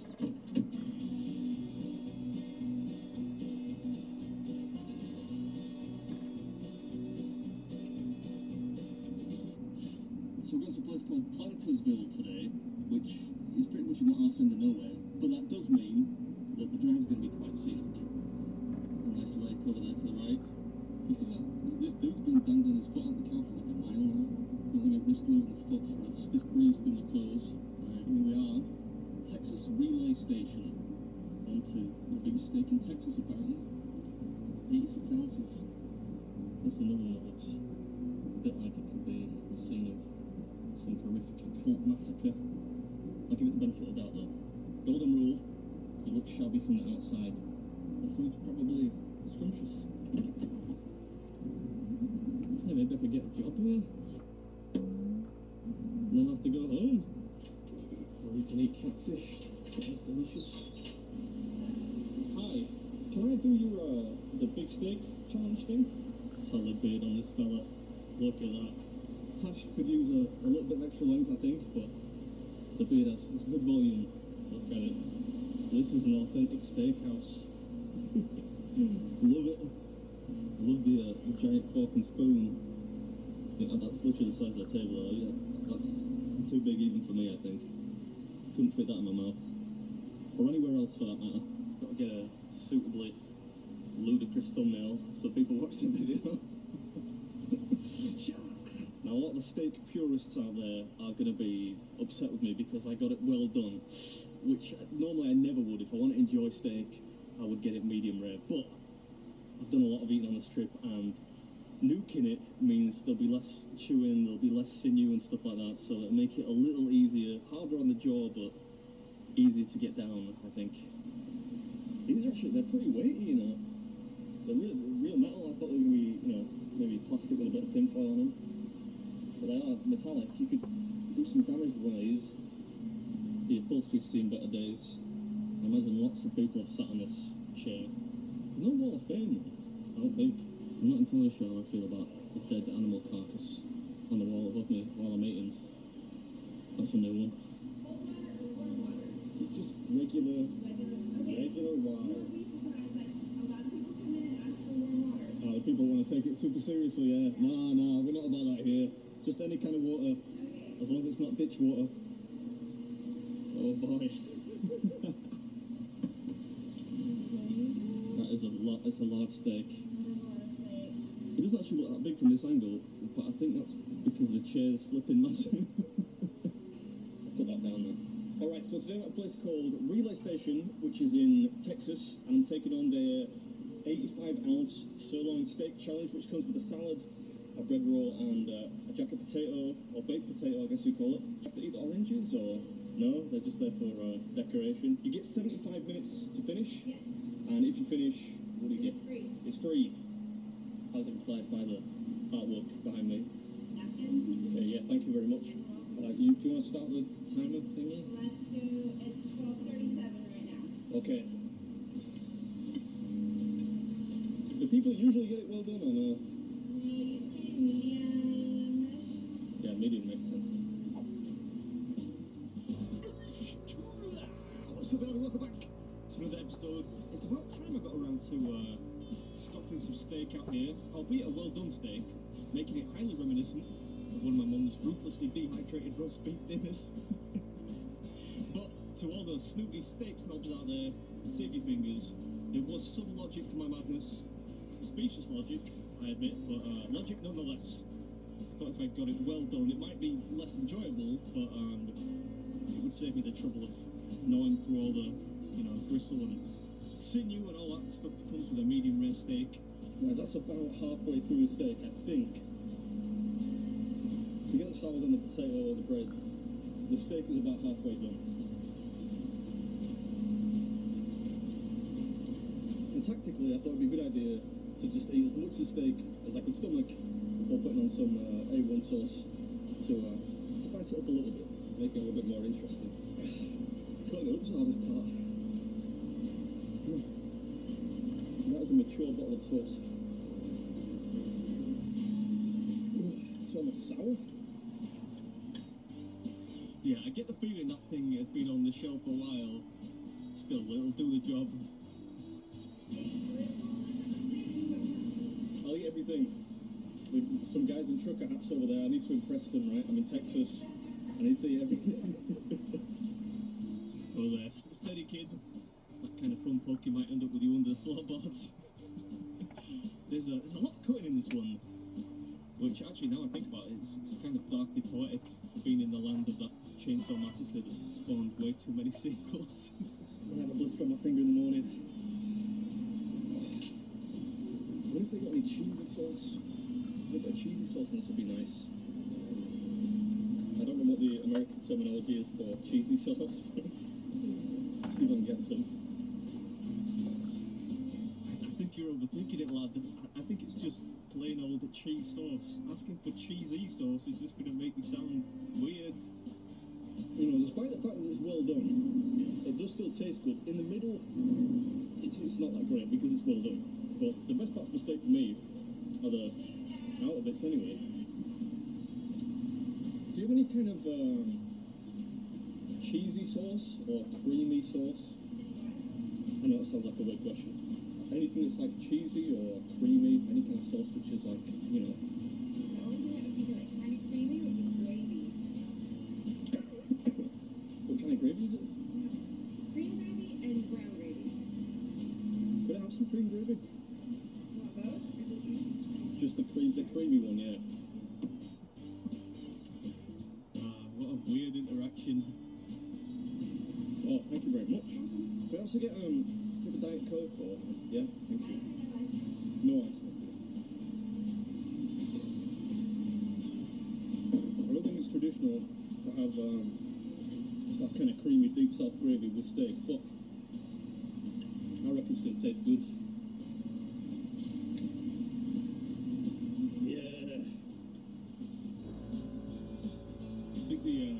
culture might be rubbing off on me. I just turned into the Kool-Aid man for a second. Oh yeah! Thank you very much. Now we're cooking on gas. I should have got that at the start. Yeah, hindsight and all that. Of course, I do a goofy thumbs up for you. Yeah, I don't have much else in my limited collection of go-to poses. Goofy thumbs up is a classic though. That served me well over the years. Anyway, this thing cost $70, which seems to be quite reasonable. But if you can stick it all inside 75 minutes, including the potato, the rolled salad, it's on the house. Should have got this gravy from the start. It's a game changer. I wonder what the closest thing we have to that in England actually is. It's not gravy. It's like a... kind of like a... I'm lost for words, I don't know what it is. I think going well done was a mistake, because, mistake. Although it does spare your jaw a bit, it kind of takes away from the enjoyment a little. Alright, let's not dwell on past foibles. You've made your bed, and we're pretty much done with the steak now anyway.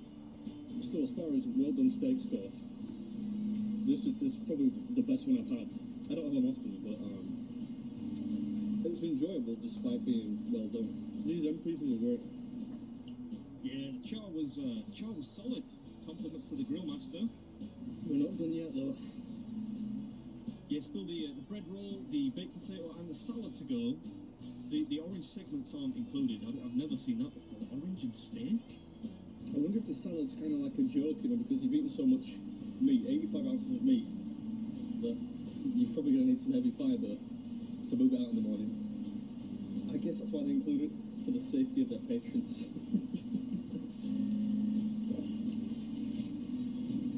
I had to use many napkins today. Ooh, we got some more guests. I think I might just pick this up and eat it with my hands. I don't think anyone is particularly surprised by that revelation. The baked potato was good though, I have to say. Sour cream, the cheese, a little bacon bits on top. At this point, that made a welcome change from deceased cow flesh. That's probably not the best way to put it. You get what I'm saying? It was a change up. I think I should have done the salad at the start. How you feeling? I feel alright, yeah. I'm not sure getting the steak well done that was probably a bad move. There's all kinds of stuff in here. Peppers, lettuce, cucumbers, broccoli. No mushrooms though. What do they call it out here? Zucchini?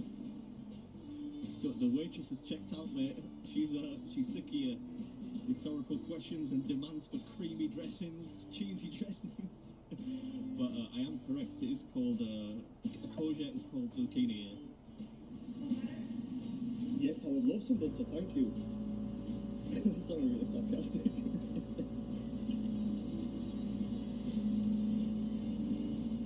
Let's make a salad sandwich. Yeah, doesn't that just sound mouth-watering?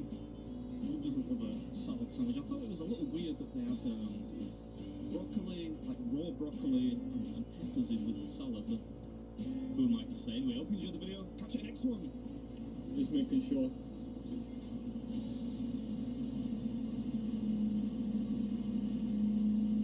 Ooh, there's a little bit of potato there. Is it okay? I think I'm going to need to see the dessert menu. Do you have one? We have blackberry cobbler and peach cobbler. Which do you think is best? Blackberry. Can I get some blackberry cobbler then, please? Tomorrow's going to be green tea only. If I'm not mistaken, cobbler is the American term for crumble, I think. Ooh, this looks nice. Looks more like a trifle to me.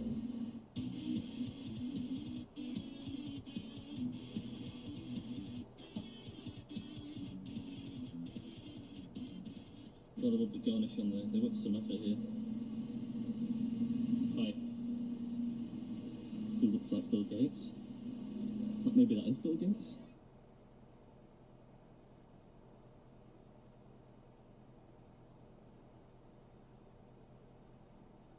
You've earned this, so hold it up high. Because it's the things you make that show what you're made of. You are a fighter, and this is your reward. Modelo, the mark of a fighter.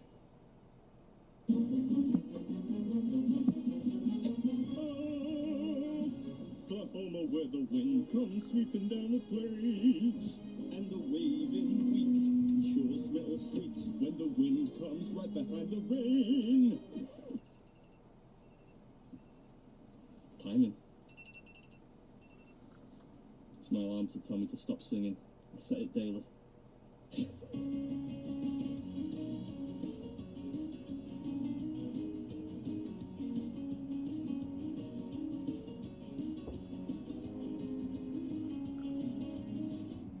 Let's go eat some chicken fried steak. Find out why they call it chicken fried steak.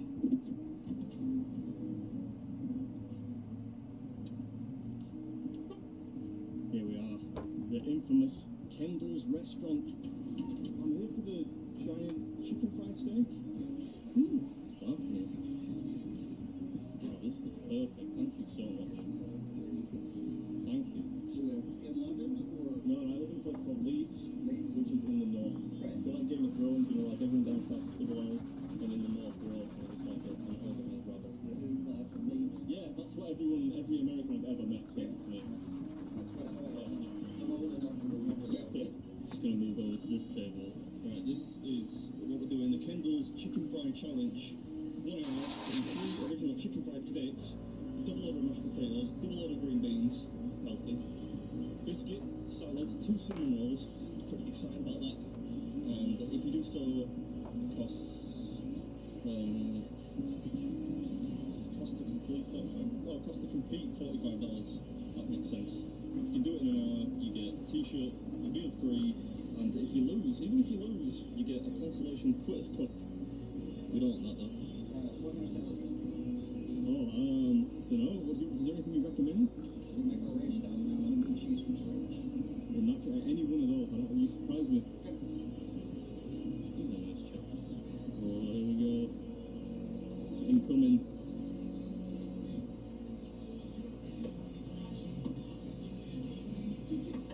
So that's a chicken fried steak here. Alright. Thank you very much. You're very welcome. Enjoy. Chicken fried steak, salad, some cinnamon rolls. I mean, the green beans aren't that fun. I'll eat them anyway. They'll help me in the morning. Alright, today I'm at a place called Kendall's Restaurant. This is a bucket list challenge for me. I've always wanted to do this one. How long has it been around? A long time, right? 20 years, yeah. 20 years. And it consists of... Do you want to tell me what's on it? It's 3 of our original chicken fried steaks. It's a double mashed potato, double green beans, 2 cinnamon rolls, and a salad. And you have an hour to eat it. If you eat it all, you get it for free, and you get a t-shirt. If you don't eat it all, then you get a Quitter's Cup to take home to Leeds with you. Oh, I can't take that home to Leeds. Another limit down. Got one guy that already failed today, so he's getting ready to drive back to Kansas. Yeah? Oh, that's going to be an uncomfortable drive. Yes. Well, depending on how much you ate, anyway. And it costs $45? 45. Right, And all it's free. Do you think I can do it? What do you reckon? Hey, yeah, let's do this thing.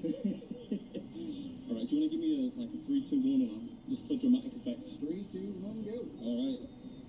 Right. I think I'm going to eat the green beans first. I might actually eat this one like a regular meal for a change. Instead of dividing everything up. Yeah, but before that, I'm going to just check everything is rolling. Are we good? I think we're good. Amateur, what's up, everybody? Welcome back to another episode, the first installment from Oklahoma, and today I'm doing battle with Kendall's infamous chicken fry challenge, which I think has been on my bucket list for, I don't know, years now. Well, even the beans are delicious. Yeah, what voodoo is this? How do you make green beans taste good? That said, I suppose actually almost anything tastes good when you haven't eaten for like 26 hours. Still, I'm impressed. Can't wait any longer. I'm gonna get into some of the chicken fried steak. For any reason they call it that? Is it because it's fried like chicken? Makes sense, yeah. Feel stupid now.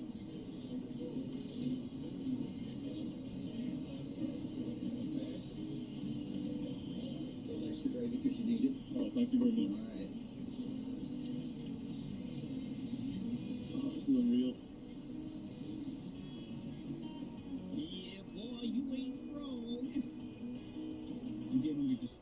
playback now. I was worried I'd overhyped it a bit, having seen some of the pictures, but I have to say this was every bit as delicious as I hoped it would be. I got too excited there. I made a mess of my beard really early. Far earlier than I normally would.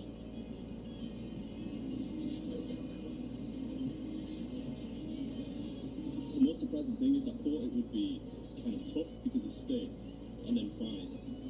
But it comes apart so easily. Oh, indeed. The gravy, or what they call the gravy, is largely to thank for that because they're not shy with it, and it really helps to soften up the batter. But that's what I still think I was expecting the steak to be kind of tough, but it wasn't. It was perfectly tender, nice and juicy, and the texture's complemented nicely by all that crispy batter, especially when you get to the very outer edges. Oh wow, this is yummy.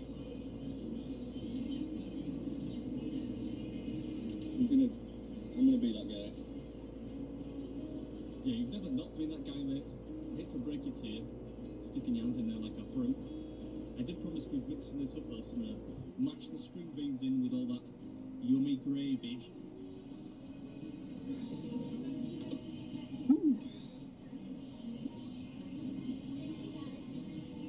This is my kind of food choice because it's a lot of food. There's a lot of grub here. But it's the kind where you don't really want to stop eating. The flavour doesn't really get monotonous. Or I'm not at that point yet. It's really juicy in the middle, but equally quite pleasant when you get one of the crispy end pieces. Changes it up a little bit. Yeah, the batter's actually not dissimilar from the kind you find in a traditional British chippy. Maybe a smidge sweeter, but I reckon any fish and chip shop that started selling this on their menu would make a killing back home because it tastes incredible, especially with the gravy. I mean, it's not really gravy, it's more like a peppery bechamel. Whatever it is, it's rude.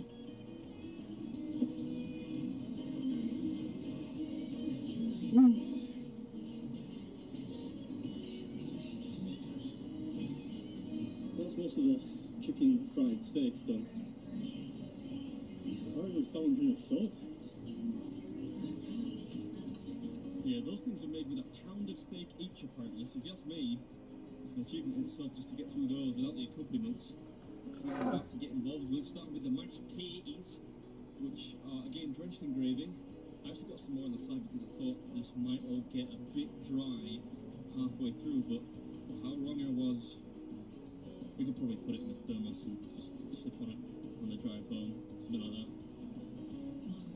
There's still a lot of food left. Okay, I think after this next one, I'm going to bed. I normally enjoy that. I don't know whether to leave the mash because that's probably going to be easy to eat. And the salad full of croutons and whatnot, well, whatever. We'll do the hot food, then the cold food. That makes some kind of sense, I think.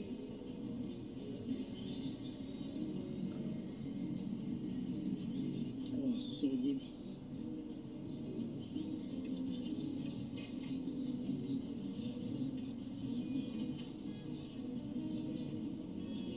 There's only one thing that would improve this, and that is a tall, crisp, frosty glass of root beer.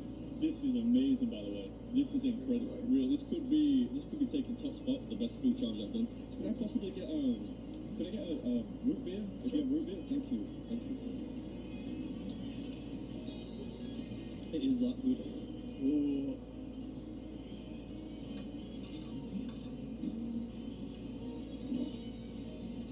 I don't know why I did that instead of just eating it off the miniature plate, but I've done it now. Thank you very much. It's nice to do a food challenge. It's not a burger. Oh, it's so good. It is, it's so good.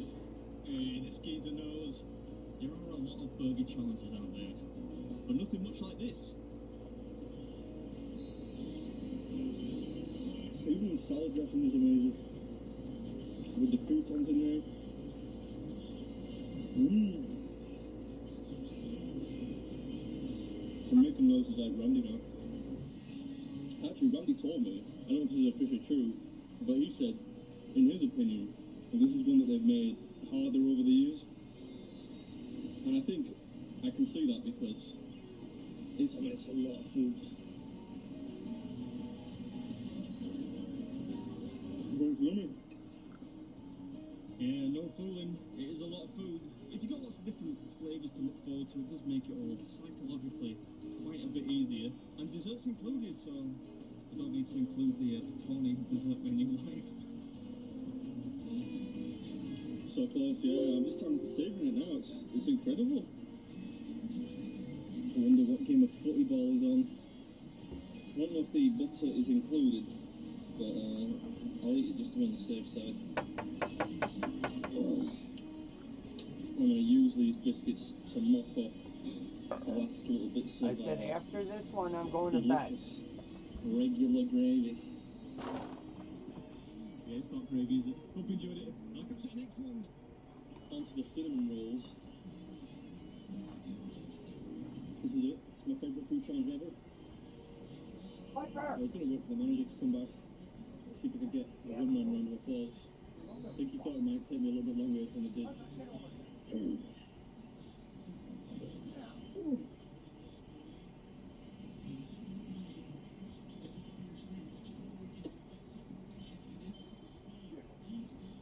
think that's done.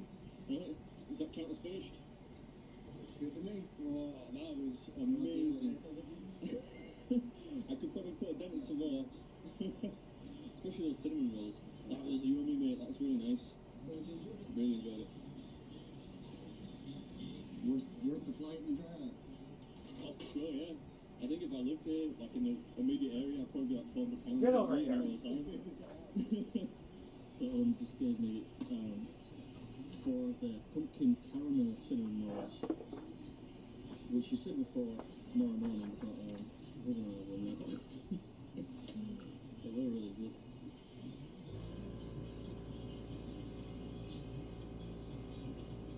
Oh yeah, really good too. Did that commentator just say aggressiveness? Do you mean aggression? Are you ordering the challenge? No. I would do it like that. You let me down tomorrow. Too late in the day. Oh, do you get to choose? I would love a yeah. I like the I think they Willie loves Kettles one. Do you have medium? A lot of difference. Willie loves some really good Kettles. Yes.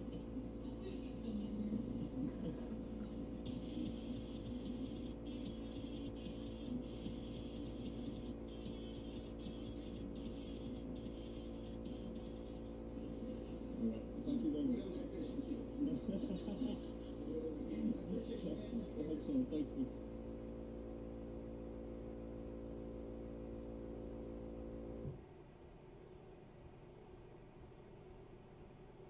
Crafted with Valencia orange peel and coriander, Blue Moon is made brighter.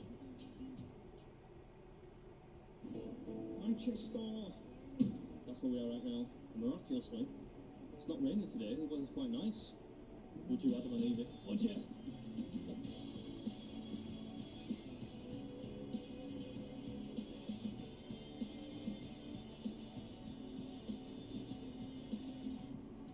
No, which way we're going now? I don't think it's possible to look more like a tourist than I do right now. I was actually under the impression that I had done every eating challenge in Manchester, but a very kind subscriber made me aware of the fact that I'm actually one short of a full set. So that's what we're doing today. You know? Killer pigeons. What kind of souvenir could you possibly buy from Manchester? Like a Noel Gallagher commemorative key fob or something? Here we are, for the Brotherhood.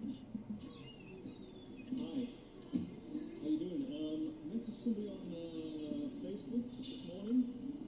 You have like some kind of burger challenge? Yeah. I make YouTube videos for oh, does he? Damn, busted. Yes, that's me, yeah. So I was just wondering if I could do it. Is that alright? Into the basement. Yeah. This song's a killer. Who would listen to this song by choice? Well, they got Conor McGregor mural on the wall. A lot of people say I look like his mate, like cocktail maker guy. I feel bad that you're cleaning the table now, and that you're likely going to have to clean it afterwards. Quite thoroughly. I'll do it, Yeah, I don't mind. I've actually got 2 food challenges here. The Wings of Death, which naturally I will be swerving with some enthusiasm, and the Gutbuster, which is more my speed. I'm not sure about this, what do you call this, camel tan? It's probably some snazzy word for whatever colour this is. Mrs. Beard bought me this, so I don't want to get any burger juice on it. Should be mad. You've got like a weird wry grin on your face. Have you seen it? Yeah, you see it. It's massive.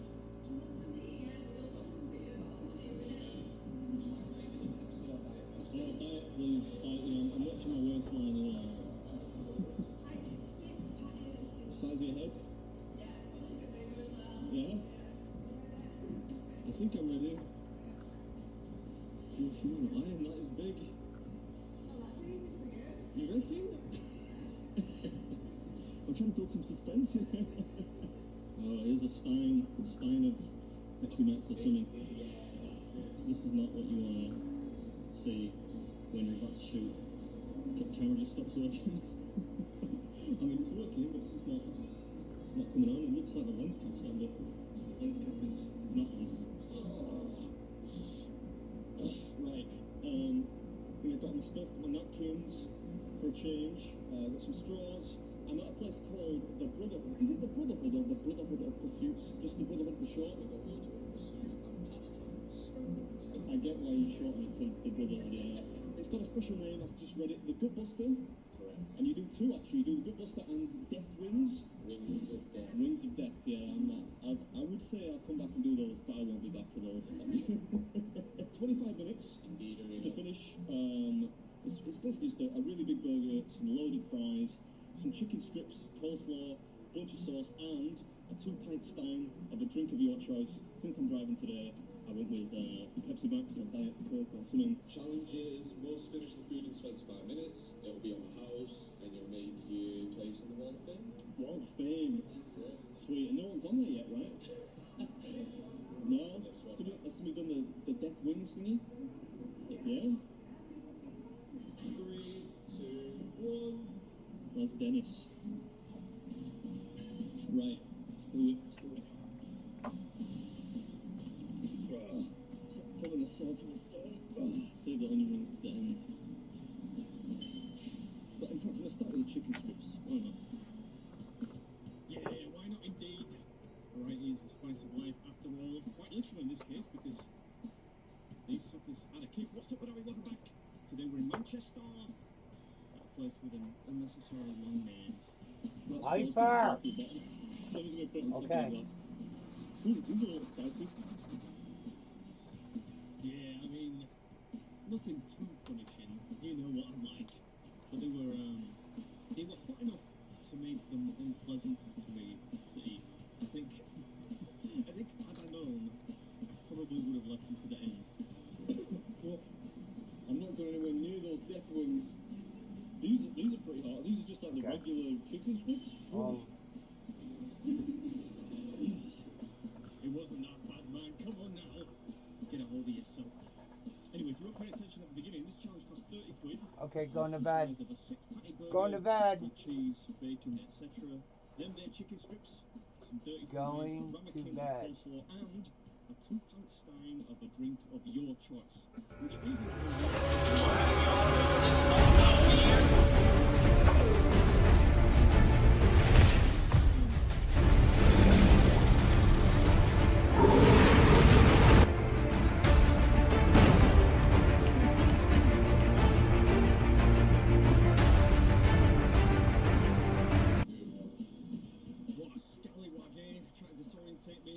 When I say the Wall of Fame is empty, by the way, I mean for the Gutbuster, there are a few pictures on the wall for the Death Wings challenge. Anyway, well, how y'all doing? It's football again.